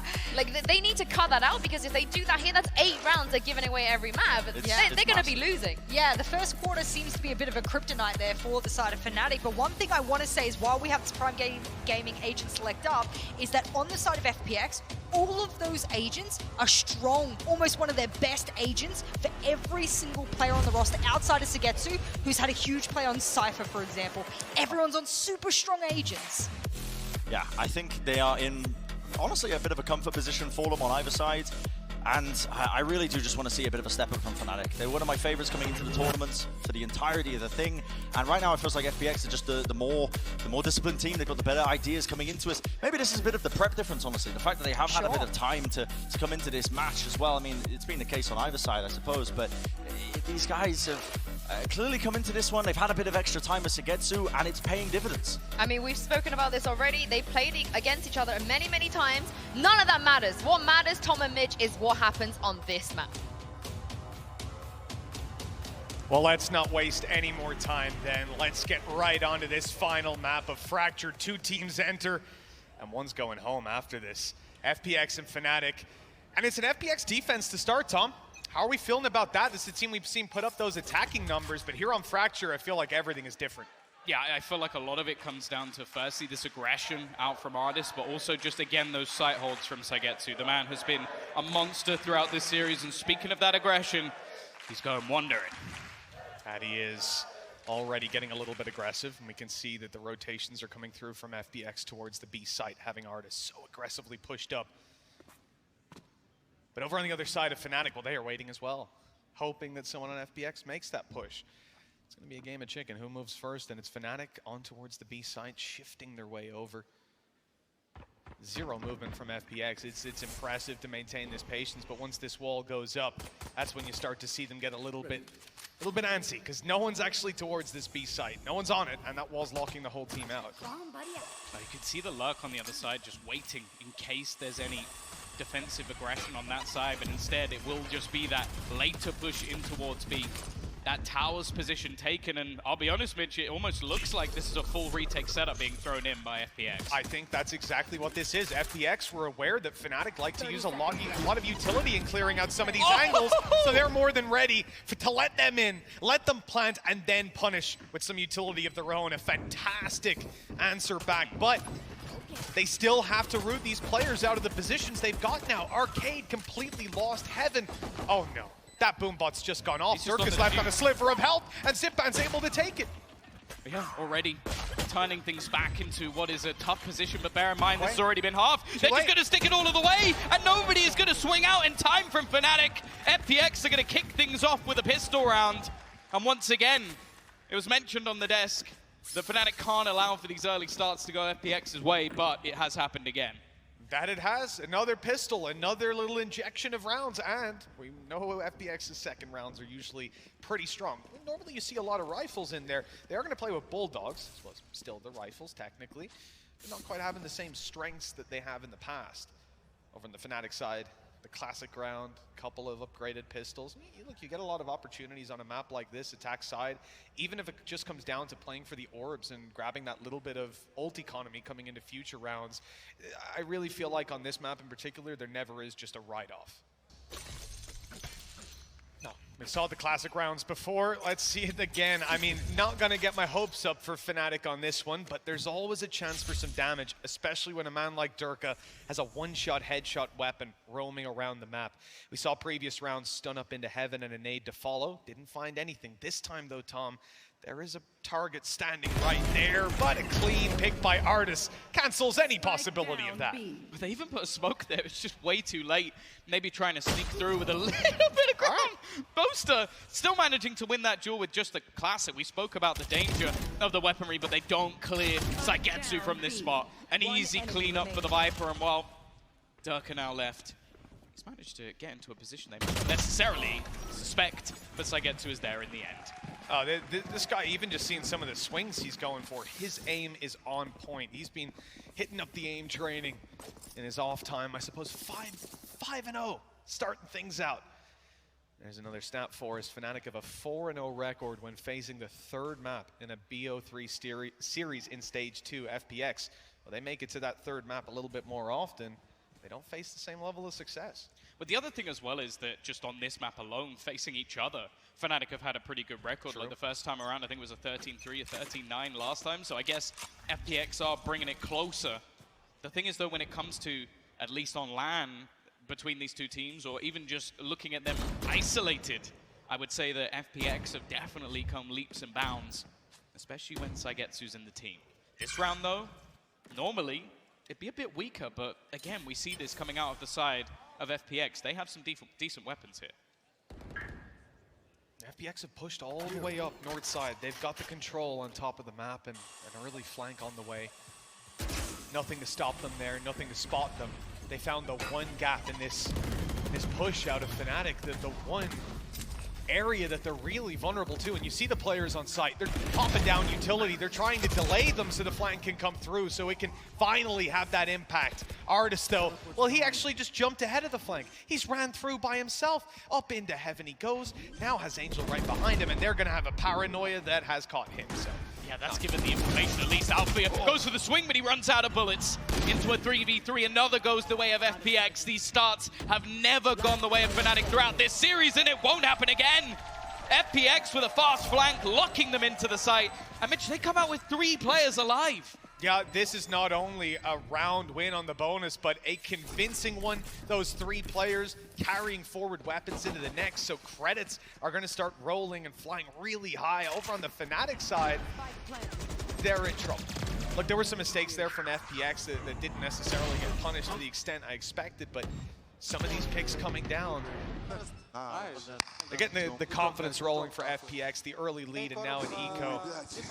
This next buy round better be solid from them. And they've called a timeout knowing the importance of it. I think this is an opportunity for FNATIC to farm up some orbs, try and get themselves into a spot where their next buy round is going to have a lot. Like, you've got the Brimstone on your side. That's a huge ult for at least clearing out position.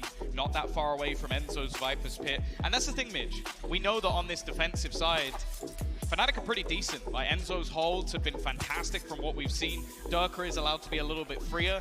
And that almost double duelist on their side, which, okay, is replicated on the other, can be fearsome. So for FNATIC here, I think a lot of it comes down to just making sure you have enough rounds, enough of a buffer that your defense can shine. 10 seconds left to figure all that out for FNATIC, and they'll be diving into this.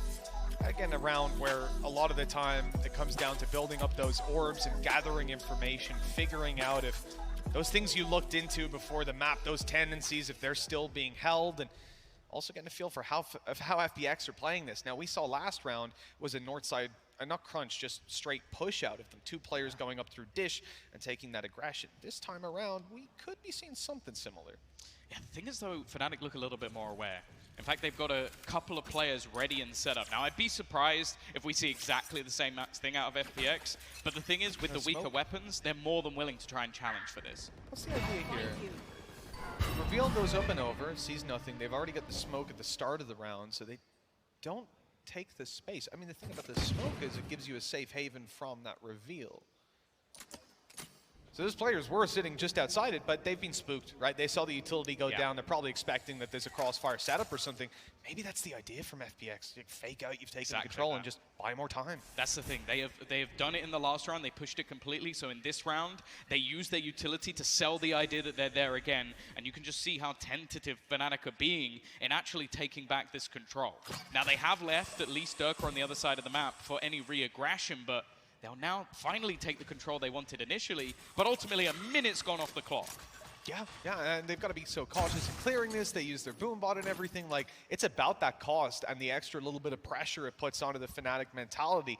Now, as they blitz out, though, they are facing a weaker side. It's outside pressure around that the double doors, and so they'll actually get in. Whether they plant or not, though, is up for question. That's a risky plant from Alpha, and he will just about fail. And there must have been a pixel left on that, but the bullet landed. It's a problem FNATIC now. have to run back in. That's the thing, yeah. The whole plan was to basically try and look for these afterplants, try and sit back, use the snake bites, use the Molotov, use the aftershock. They have everything ready to put that utility down. The problem is now actually utilizing it just to get back into the site is the bigger issue. The spam through from Xiao is sublime. A nice shot from Mystic, but the thing is, they haven't been able to get that plant, and no matter what they do from here. Yeah, the fact is he almost needs to go down, and it isn't going to be happening. He will get his ult from that plant, though. Oh, he's probably wishing they hit that shot. Well, look, at least grabbing the plant is something. Having yourself the orbital strike and moving in this with still a little bit of cash to play with. Disappointing, though. Look how close. All right. 30 seconds left. I mean, that was full. That's a pixel. Can we zoom? Is there like I don't even think that was. It looked like it was over the line. Yeah. 102% planted, but not enough. Unlucky. 4-0 anyways, FPX. They claim that round. Now the full buy of FNATIC on the table, on the cards. Boaster, as we said, has an ult, and Alpha here already has an opening. Well, yeah, we spoke about the aggression of Artis. The fact he's going to pressure the map. The fact is, FNATIC have read into that. An easy early kill. Those 4 rounds have gone, Mitch, and well, now this is the chance for FNATIC to rise. Absolutely. And FNATIC, they need some picks here. A big play out of FPX. A double push, and it yields an advantage. They pulled it back into this 3v3 on the defense, though. That still means that they're pretty scattered. Utility herd put down. Durka about to go for a fight. He's baiting them into firing immediately, but no one's found the kills. Up in the air, Alpha here hasn't got a chance. And it's only the showstopper to find any sort of space towards that site. Any hope for this team 5-0 we go. And that again puts FNATIC's economy in the bin. 5-0 down. This looked like the round to do it, but this re-aggression once again coming out from FPX. They are not letting FNATIC breathe even for a second. They want to get into these afterplants. It is where they shine on this attacking side, but they have been denied time and time again. Xiao with such a high impact double kill as well. And now we're going to see a small investment. Now bear in mind, Durka is 1 away from getting that tour de force. Don't you dare. Oh, it is. Oh, they're going to fade away. Warren, he doesn't need the orb anymore. He's also spotted where the player put down that Viper's Pit. He's got an ult. He's looking up into heaven where that TP is just being completed. He heard it. They know that Angel's here. They won't stand a chance up against the op that Durka recovered. Already good for 2. And a ton of control here. Sugetsu is going to try to sneak his way around this pit. I'm sure he's dropped it! A brave play and it nets a kill. Problem is they've got to get past Durka. He hasn't had the highest of impact so far. Oh, it gets a little dicey. But it will be Boaster to have his back. Now left on to Xiao. First goes his way. He's been sublime so far in this map, this tournament, but there's still 2 more to go. First goes, and he's gonna land the shot! Ridiculous from Xiao once again! I can't believe he's pulled it off once more. That is utterly ridiculous. A Red Bull clutch for Xiao, a 6th round, and a complete shutout for FNATIC. This is unprecedented. First one I can understand. Catches Boaster off guard, Durka then in the open, but that's the one that surprised me. Althea just unable to connect when he was needed most. And well, you can see the head on hands. I think that's how the FNATIC players must be feeling right now, because that was their round to lose. This is facing elimination, Tom. 6-0 down on the final map. There's nowhere else to make that comeback happen. A full buy on the attack. Plenty of ultimates to play with. If there's any round for FNATIC, it's got to be this one. The orbital strike used, and it's only going to get them some space. A little bit of damage on the back of it, but look at FPX. They have brought all the cavalry here. 4 players stacked up and ready to go, and FNATIC haven't even made it out of main as they try to. They're losing players. Sugetsu does get traded, though. This is a good face to FNATIC, but they don't know how many players are still waiting on the site for them. That Rolling Thunder might buy them the space. The Showstopper doesn't land. The nade down buys even more time, and now the Rolling Thunder's reset. It's not in play anymore. The thing is, they've almost traded out those ults, maybe expecting that there will have been a rotation, but the thing is, FNATIC have now spotted utility on this A side from multiple players. They've set up as a firing squad, and Zipan is left alone to try and defend. The Aftershock forcing him into an angle, and while Durka hasn't stopped connecting shots from the last round, it's Ardis to try and recreate what was there from Xiao, and finally, FNATIC are on the board. Welcome to the scoreboard, FNATIC. A first round at long last. FPX being able to close rounds out convincingly to start. Couple of clutches along the way, but finally a sign of life out of that attack. But look, it doesn't end there. FPX bounce right back in. They've got to buy. They've got ultis to play around. FNATIC do too. And the fight might finally be on. The crowd giving FNATIC their energy. Whether that's going to be enough or not, yet to be decided. It looks like there might be an idea of a faster play here, Tom. Maybe feeling that energy here and translating it. We're going to have an A contest right away! Alpha wins it, but Xiao comes back! He's got 3! Nobody steps foot in A main without this man's permission! And FNATIC, they looked good in the previous round. They started this one out well, but Tom, they have been shut down. I can't believe what he's pulling off, a 1v3 into a triple spray down. Such a fantastic setup, an opener that takes down Angel, but just getting past Xiao, he's been an immovable object. And now Enzo left. They know where he is. They're starting to lock him in. He's on the corner, he can only spray down 1. And again, the trading is sublime. FPX make it 7-1. And well, they need to break back immediately. There has to be something in the tank for FNATIC. There's got to be. They've got some ultimates to work with, Tom, and well, FPX don't anymore. Unbelievable. The fact that he gets away with 2 is ridiculous. That third being Durka swinging, the flash timing slightly off, some mistakes. The pressure on, and maybe it's getting to FNATIC. Maybe it's too much for them. 7-1 down. As you said, Tom, it's now or never, really. They've got to show up. We need to see something from them here and now, and their economy it's actually on the rocks. Well, the crazy thing as well is the players that we almost assumed would be missing within this tournament are the ones that are shining right now for FPX. Xiao, he basically got them through that group stage. Yeah. I did like the fact that he gave that opportunity to Saigetsu to be here, and now both of them, 11-3, 9-3, support, basically performing to the top of their ability. Now, what's going to come up here for Fnatic? A rifle, likely on Alpha, maybe one for Enzo as well, but I'm looking at that tour de force. Durka has had impact over these last few rounds, but they need it. They can't go into this half allowing like 8, 9, 10 rounds for FPX. There just isn't a road back from that. It's that man on your screens that we're going to see with the tour de force most likely. He's got extra cash dropping to his teammate using his ult.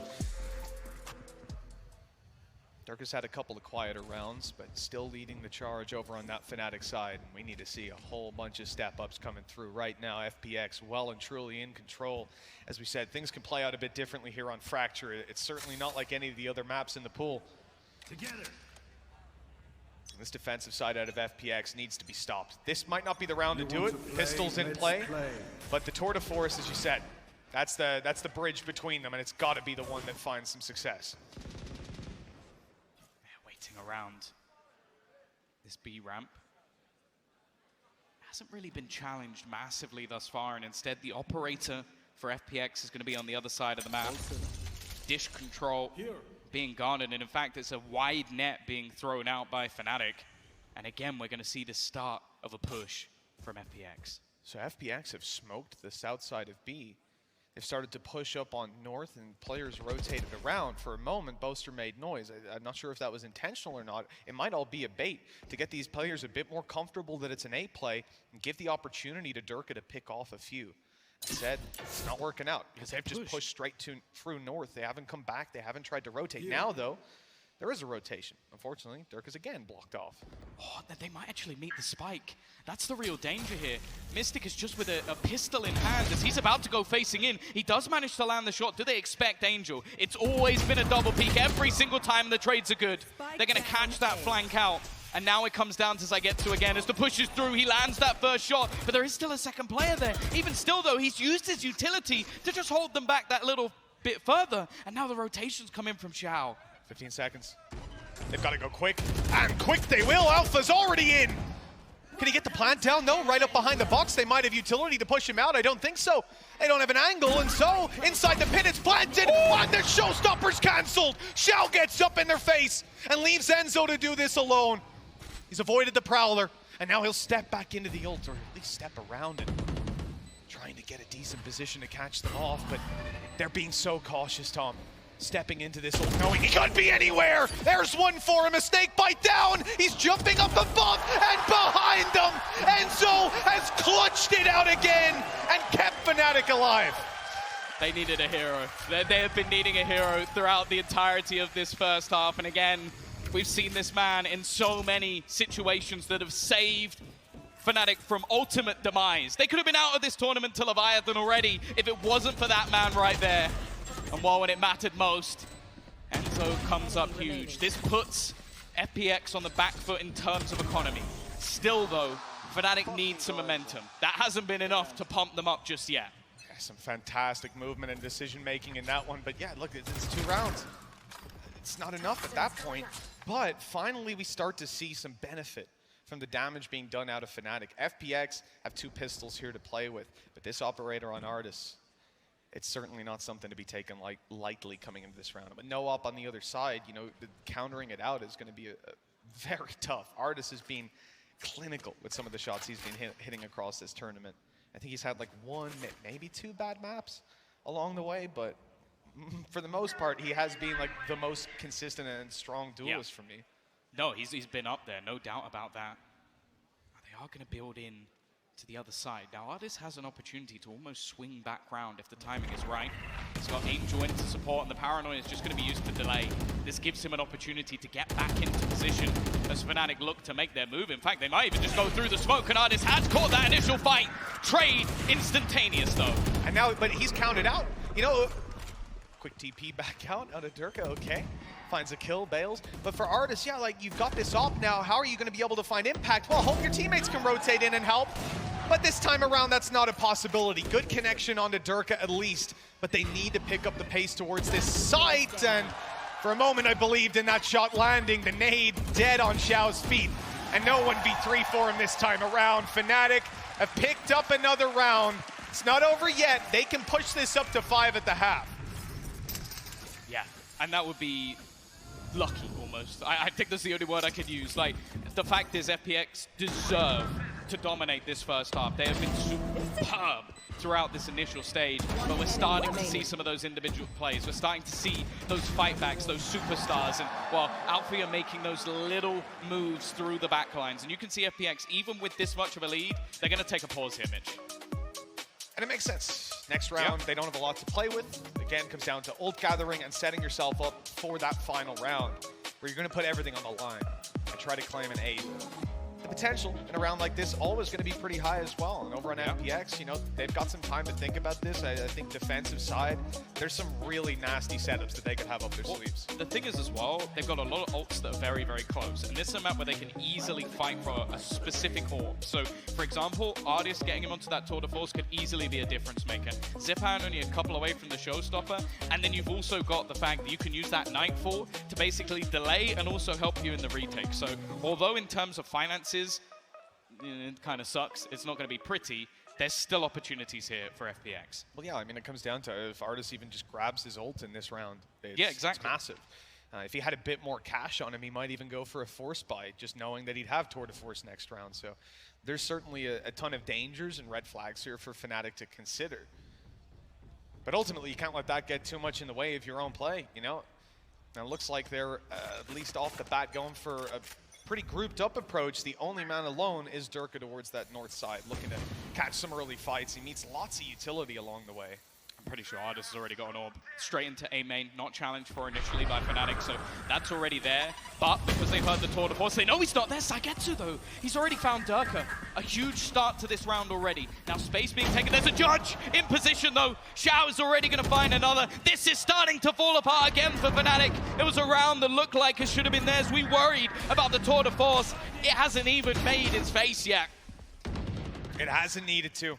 Mystic will pick up a frag, but some of these players recovering weapons. It's Sagetsu with a rifle in his hand, and we've seen what this man can do. A thrifty win for FPX. I thought that timeout might have been for the next round, but they've won it right here and now. Looking for a 9th, and such a convincing half already. I did see an Odin in Sagetsu's hand. I don't know if he's going to follow through on that, but no, I would love to see it.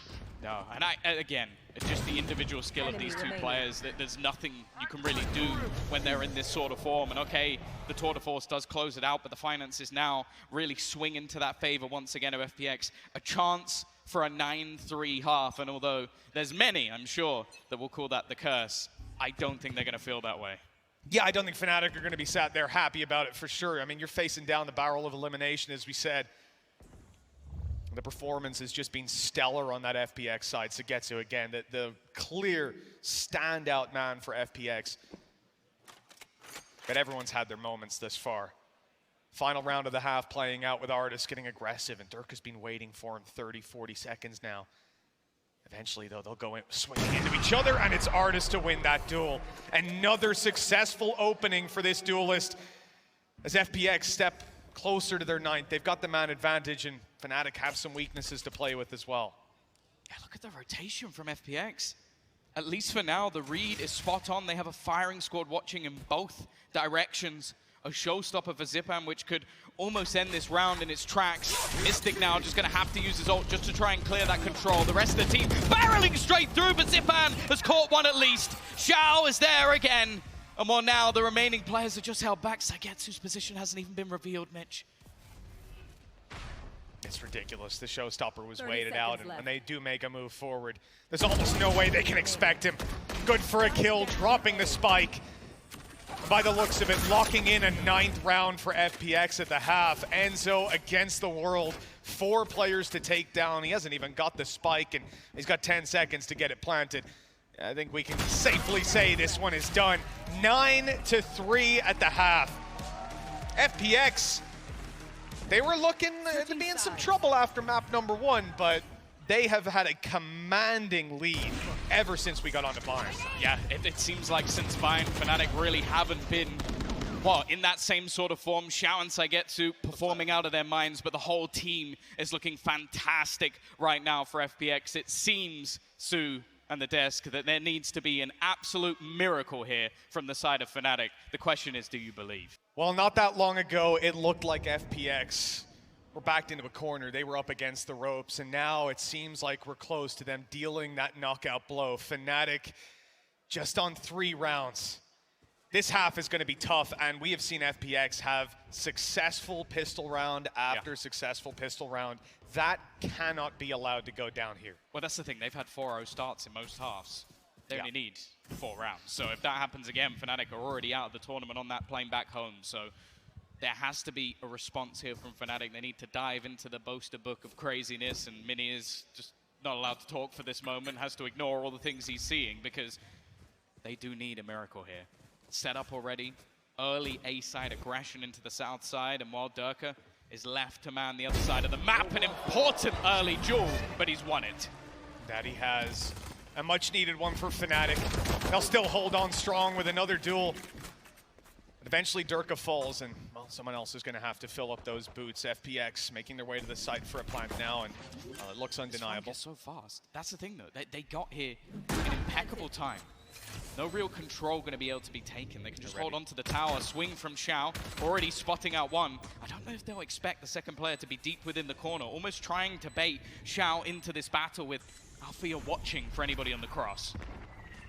Yeah, the rest of the team's actually coming back in from Arcade, but they've been caught. Alpha in the corner. He'd been unchecked for so long, and he got away with that double. A good attempt from Xiao, but not enough. That pistol for Fnatic, it breathes life back into this roster. And the comeback, well, it might be on. Yeah, a long, long road to take, but that was a way to do it. And the thing I like about this from Fnatic, their pistol was a confident one. Like, if they had shied away and just managed to sneak their way through the round, I would have definitely been worried. But you had Durka aggressively fighting exactly as you want on that defensive side. And then you also have the fact that they were very fast coming in on those flanks. A Mystic getting loud. Yeah, they need it. They need someone to pick them up here. And getting that pistol might just be that fire. Fnatic certainly have the crowd behind them here, but FPX miles in the lead. Looking to take double digits with pistols, likely to be Fnatic's round, and Alpha's making sure of it. A solid opening with Angel down, they lose their smokes. Still have Saigetsu, but they don't have Artis or Xiao. Big response from Boaster. A clean start to this round. Still a couple of sheriffs in play. This man on your screen has been terrifying. He's so good with the pistol. But only one player dropped. He's trying to bait in Durka. I feel like there has to be an element of fear to facing off against this man, and eventually he'll run out of bullets. Fnatic, they've invested a bit extra into this one, Mitch, though. Similarly to what we've seen from FPX, this is a lot of rifles. That it is. Yeah, look, they might be Bulldogs, but we even saw how deadly that weapon can be in just the previous half on the same kind of round. 4 behind. Fnatic had this incredible ability to take a terrible first half, and then if you just, I don't know, go grab a drink, you know, you're gone for 5 minutes. When you come back, it's again a close game. Looks like they've been neck and neck the whole time, and that hasn't quite happened here, of course, with FPX on rifles. If they can claim this, they're right back in the swing of things. Great utility to start. Ooh. Angel going to be forced back. This control taken already. Durka, he's found two! I don't know how he gets away with that! Both Saigetsu and Angel gone. Enzo will be forced back, and in fact, there's going to be a re-aggression. Artis has found Durka. He's shut down once again, but has the damage been done? Oh, he's still going. There's 2 players just on the other side. He's got the first. Alpha trying to take him with a blast back, but Artis stands strong. 3 kills in this round already, looking to drag FPX up to double digits, and they've caught Enzo. He won't be able to hide on the site. He's been seen, and Artis takes him down through the wall. 3 HP left on this man, and he's close to the ace. What can Boaster do? Absolutely nothing. Zipan shuts out the round, but ultimately it's Artis to do almost everything. Durka kicked them off, but it wasn't quite enough. 10 rounds, double the rounds of Fnatic. But again, there's still going to be a reinvestment here. And more importantly, Durka did earn enough for the tour de force. Yeah, Durka is certainly going to be the one catching our attention in this round. But right there, although he started out well, it's Artis coming in with this third kill. Blast packs coming his way and everything. And it just didn't stop him. One enemy remaining. He was 1 HP, but, well, he was still able to grab himself another kill. 10-5. As we said, FNATIC need this round, and it's the tour de force of Durka looking to catch an opening. He's heard the shrouded step. He knows that Angel could be close, but he still wants to go out and clear it. Wants to hold this tighter angle and catch them on the way back through. But no opportunities are being offered up just yet. Now they finally are, and he's far enough forward. It was bait. That's the thing. Artis has already taken so much control. He's aware of it, but doesn't connect. There was an opportunity, and actually, this has still come back into a 3v3 scenario. In towards the arcade, they are battling. The flank also being held, so no wraparound to be had. And more likely, a B-site after plant. And a major problem. If you see Sugetsu line to kill, Viper's Pit is online. That's going to be tough for FNATIC to get back in through. And he won't be planting, because he's right down south side, and that spikes up in heaven. With 50 seconds left, I mean, FNATIC, they've got time.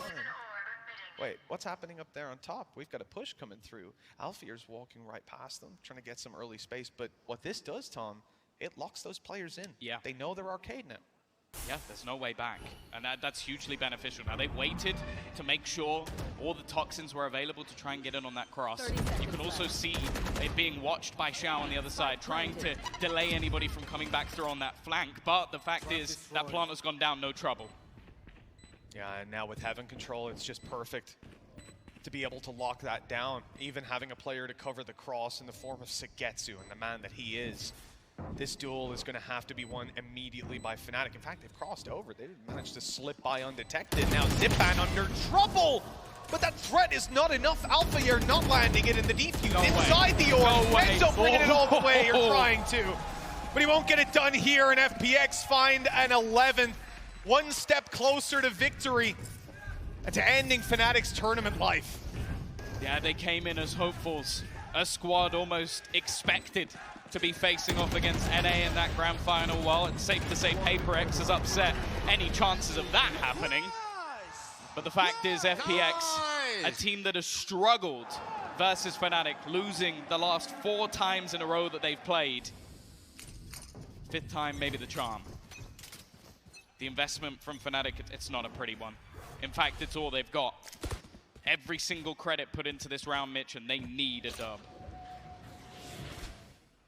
Really against the ropes now. FNATIC, they've got to avoid this early pick by Artis. Very similar to what we saw out of Durka in just the previous half. This aggression up through the ramp as he looks to take somebody peeking out a little wide, trying to grab some information. But FNATIC's info play is on the A side. They pushed up on Dish. They've got a little bit of peeking in towards A main and not heard anything.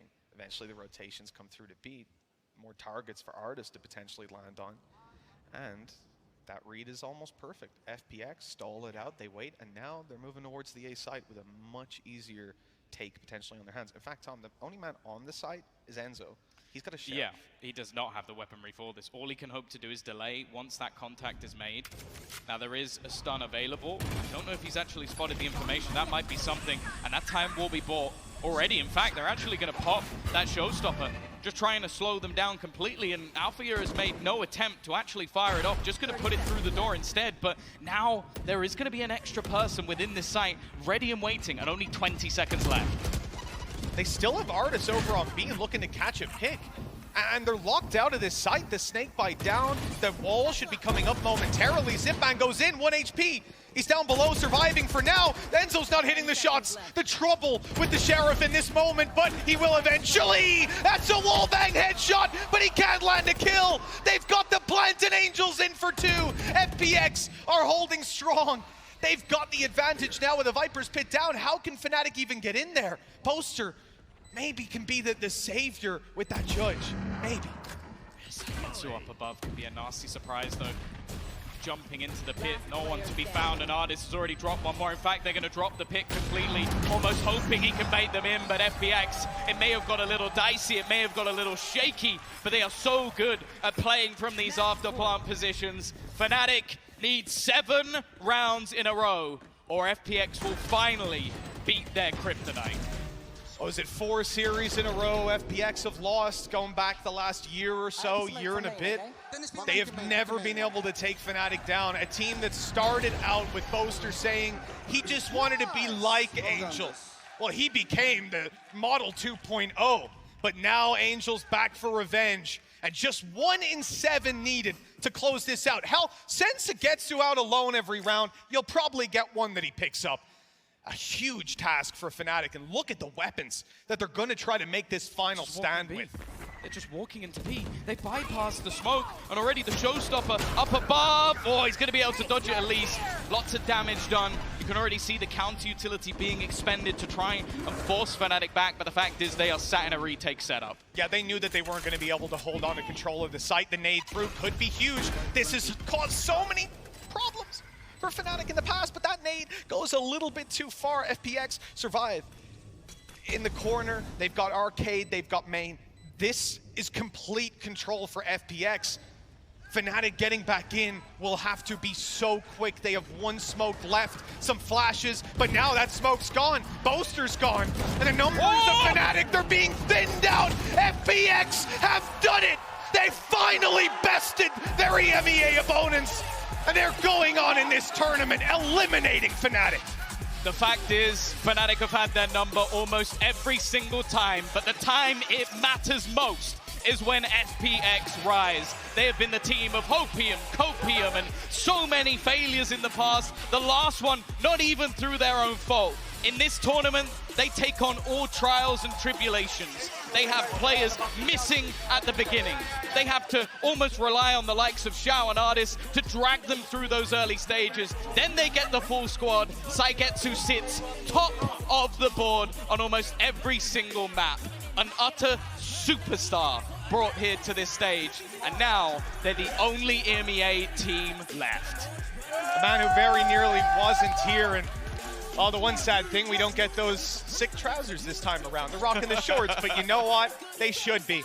Because even in this hot stadium, they looked calm, cool, and collected the whole time. And it was just unbelievable seeing Sugetsu reach these heights. I mean, we have talked about him. We've sold some promises, but this level of consistency, not on this map, not on this series, but in this tournament, is just unrealistic to expect out of anybody. Well, that's the thing. I wouldn't want to be any team looking to face off against them now. That's the terrifying truth about FPX, is they have hit their peak in this tournament. We have seen every member of this squad have moments that I think any player in the world would be happy to have under their belt. And unfortunately for FNATIC, some of those stars didn't come alive in this final map. Now, don't get me wrong, they have been an incredible team throughout this tournament. A top 4 finish is a pretty damn good state for them to be in. But FPX have bested them exactly when they needed to, and now they're going for the throne.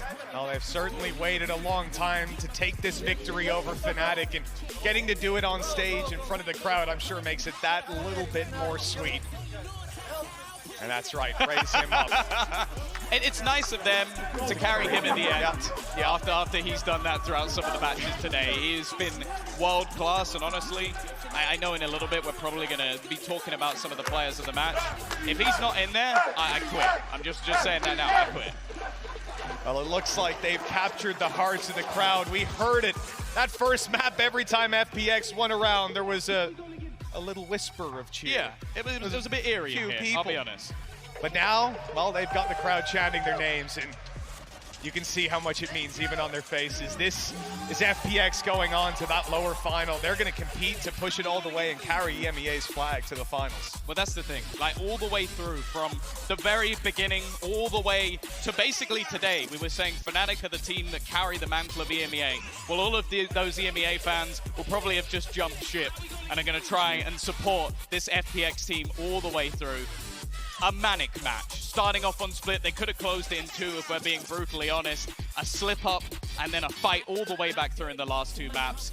Absolutely fantastic. You know what, Mitch? Take us through the players of the match, because I think there's only one man we really need to read out. Listen, if you're coming in voting for Angel, I can get it. He's the IGL, he's putting it together, he's scouting youth and a fantastic guy. If you're voting for Xiao, same thing. The Xiao show last map, pretty good. One Clutched plus. out an insane amount of rounds. But if you don't vote for Sugetsu, you did not watch this game. No. You did not watch this tournament. Sugetsu is your MVP. He should be. Go ahead and vote and make it See, happen. some will say he turned up a little late, you know, but I think he's turned up Not his fault. right on time. Either way, that is it from us today. We are going to be heading things off to the analyst desk, who'll be able to break this one down for you.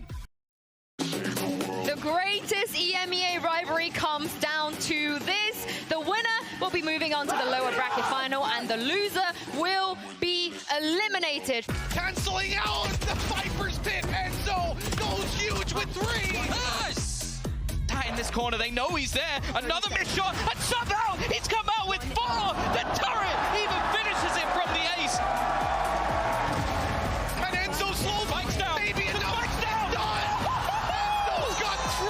Let's go! FNATIC are gonna take map number 1. History has repeated itself again. Sugetsu with a solid double. The 1v1 versus Xiao, and he'll land the shot. Enzo, come fight! Trades galore as Angel gets a triple. To be a classic, it has to go to all 3 maps, and that's exactly where FPX will take us. He's been sublime so far in this map, but there's still 2 more to go. First goal, and he's gonna land the shot! Ridiculous from Xiao once again!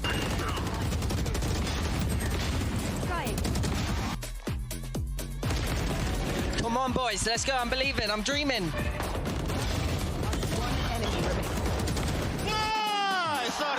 FPX have done it! They finally bested their EMEA opponents, and they're going on in this tournament, eliminating FNATIC.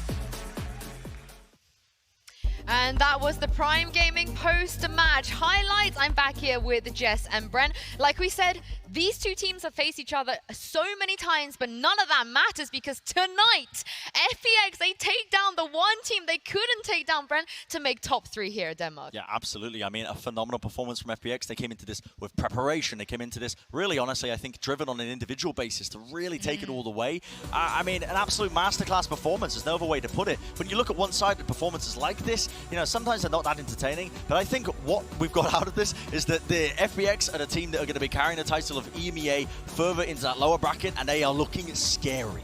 Sugetsu being one of those key star players. We said back in EMEA he's one of the best players in the world. We can put him on that, but he wasn't necessarily proven yet. We wanted him on the international stage to show everyone what he was capable of, at least from a regional perspective. And to give you a little bit of numbers, because you know I'm the stats girl, a bit of a stats nerd, throughout that series, he dropped 15 2Ks. 4 3Ks, a 4K, an ace. He managed a 1v1, a 1v4, and then against Durka, they had 32 engagements against each other. He won 22 of them. It is an unbelievable amount of stats. It sounds like a crazy amount of numbers, but when you bring it down to the raw capacity of Sugetsu as a player, and he's not even a duelist, that's the kind of numbers I can put out very impressively for him as a player.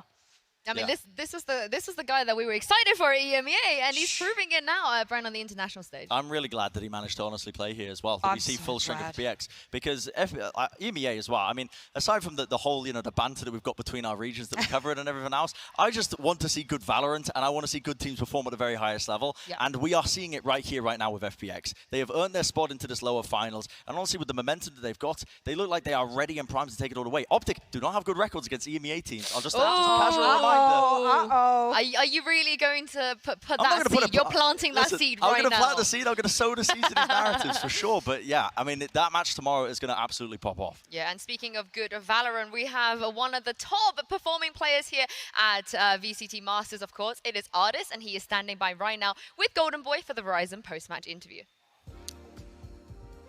Thank you so much, guys. Yes, Artis is here, and my friend, 5th time is, in fact, a charm, apparently, huh?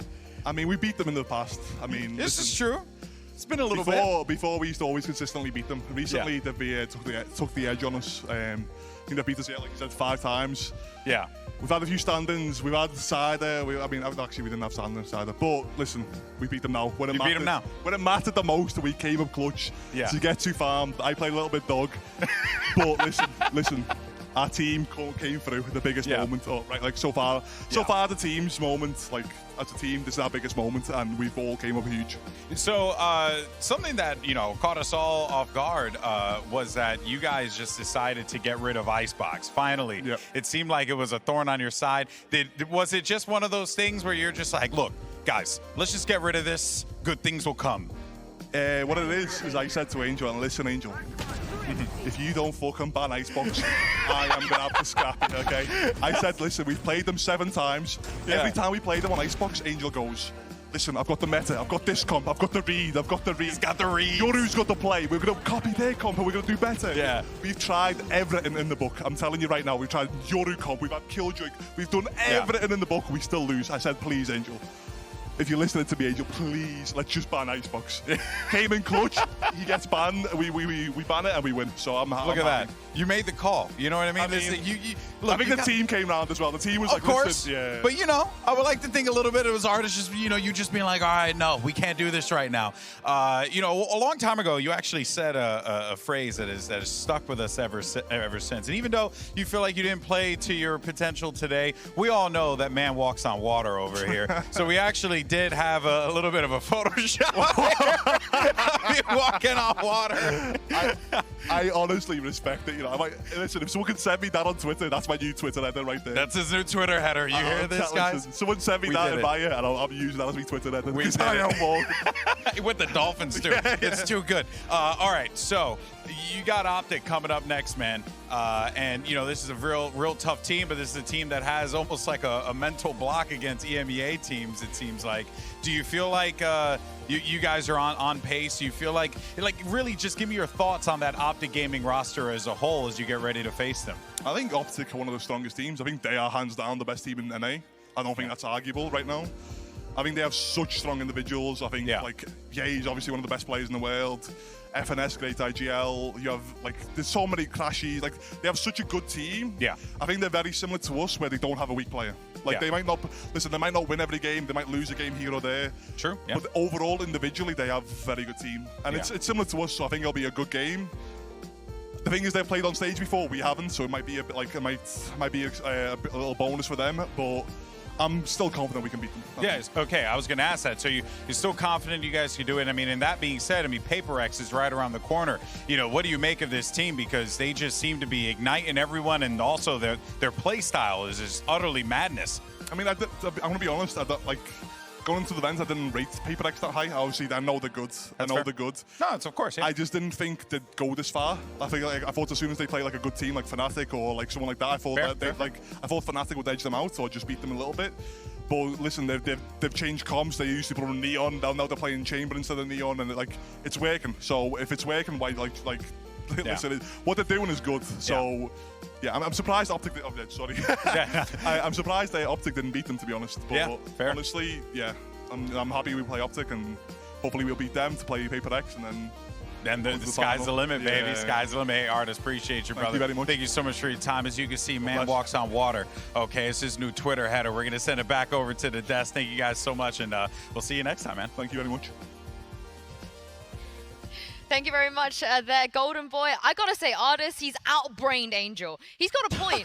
Every time you don't give Fnatic the Icebox, they look rubbish. Their map pool is not good enough right now. And I think that might have been single-handedly won them the entire series, because you're not giving Fnatic a free win like they're used to in the past. I'm so glad someone has reined Angel in, because how many times in interviews in EMEA have we sat there and then, we've heard, oh, Angel wanted to try this.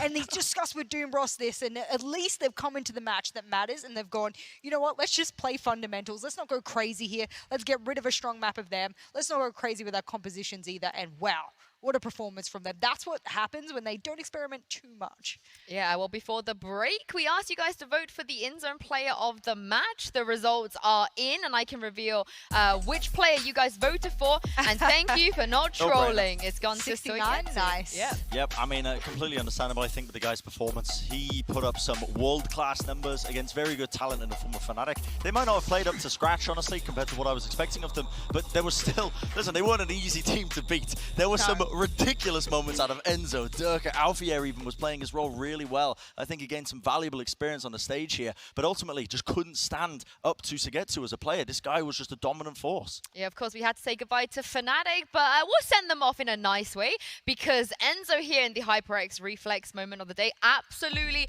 popped off, and I do not understand the physics of this still. I hope they slow this right down to like 0.1. They need to slow it down more for me because I'm a boomer. I need it in like 0.2. There we go. Pause for me. That is insane. I mean, is it the bullet tag as well that makes him accurate as he's slowing down? I think it might be. That's so unlucky in the moment, but what a 12-10 down. 12-10 down, and they did that. Yeah, I mean, that's just absurd, isn't it? That's just absolutely absurd. Enzo had such a good series, I think, as well overall, despite the fact that his team didn't quite put it together in terms of just being in sync. The guy just had he played so phenomenally as well. I think he's got such a bright future, even on this roster, assuming that they're obviously just not going to be making any changes and moving forward. He's been a great addition to this team. We also have to remember that this roster haven't been together for that long with the addition of Enzo and Alpha. His first tournament as well, Jess, and I think he's fulfilled a lot of expectations. Didn't you say that this is the first time he's left Turkey? Yes, he's never even been on a train. Yeah, let us remind He's never everyone. been on a train before coming here. Wait, what? Not a plane, not a train, never left his So town. his first of like everything. many things have been this tournament. Yes. Okay, so fair enough. I'm actually giving him the benefit of the doubt here as he's extraordinarily young and he's come in, but something to be said here. I really want to hammer down on this point as well. To make it to Masters to begin with is difficult. To be some of the best in your region is very difficult. Then to come to the event and make it out of groups is even more difficult. You should be praised of making top 4, top 6 even. You should be praised as being one of the best teams in the world through and through. The fact that FNATIC leave here does not discount the fact they are one of the best in the world. And that is something I will say about every team that has made it to the playoffs, regardless of whether or not they had the bye, they didn't play in the groups. It is hard to make it to an international event, and we have proven that we have some of the best teams in the world from the caliber of gameplay that we've had thus far. I think every Masters event as well has just gotten better and better in terms of yeah. the caliber of teams. So the fact that it's not the same to make top 4 an event from 2021 Reykjavik comparing it to now. The caliber has changed. The competition is way higher as well. I mean, yeah, FNATIC didn't put up the greatest numbers in the terms of their performance, but to even get to this point is quite astounding. Yeah, and speaking of those teams, if you look at the tournament bracket, we have 3 left. 3 teams left in this competition. Now, Artis seemed pretty confident on his matchup against Optic and even his matchup potentially against FPX, but what do you guys think? Tell me now, Brad. I think who wins FPX could honestly do that. Okay. Honestly, it's so funny as well because I just remember we've done so many bloody podcast episodes. I was about to swear. We've done so many bloody podcast episodes where we believed in FPX at the wrong timing, and this is the one event where we really didn't believe in them that much. Obviously because of the circumstances, they're playing for subs. But now I'm looking at them and I think these guys are coming in really good ideas, really good strategies. Every player is playing in top form. Optic are not going to be an easy win whatsoever, but I think that's mad winnable for FPX. You say that, but Optic have been able to sit there just like we did today and watch that entire series. So I feel like if there is a bit of kryptonite, it's the fact that FPX have come in against FNATIC and had that, day to prep, and they're like, we know what to expect from you. Now it's against them, a bit of a taste of their own medicine, and I think that might be the kryptonite that gets, Optic over the line here. You're forgetting the Optic lower bracket buff. True. Yeah. Every time they get knocked down, they make it all the way through to go to the finals and win it. Exactly. Yeah. So they get a lot better in the lower bracket. And speaking of that, we're going to be back tomorrow with that lower bracket final between Optic and FPX. Make sure you come back and tune in, and we'll see you then.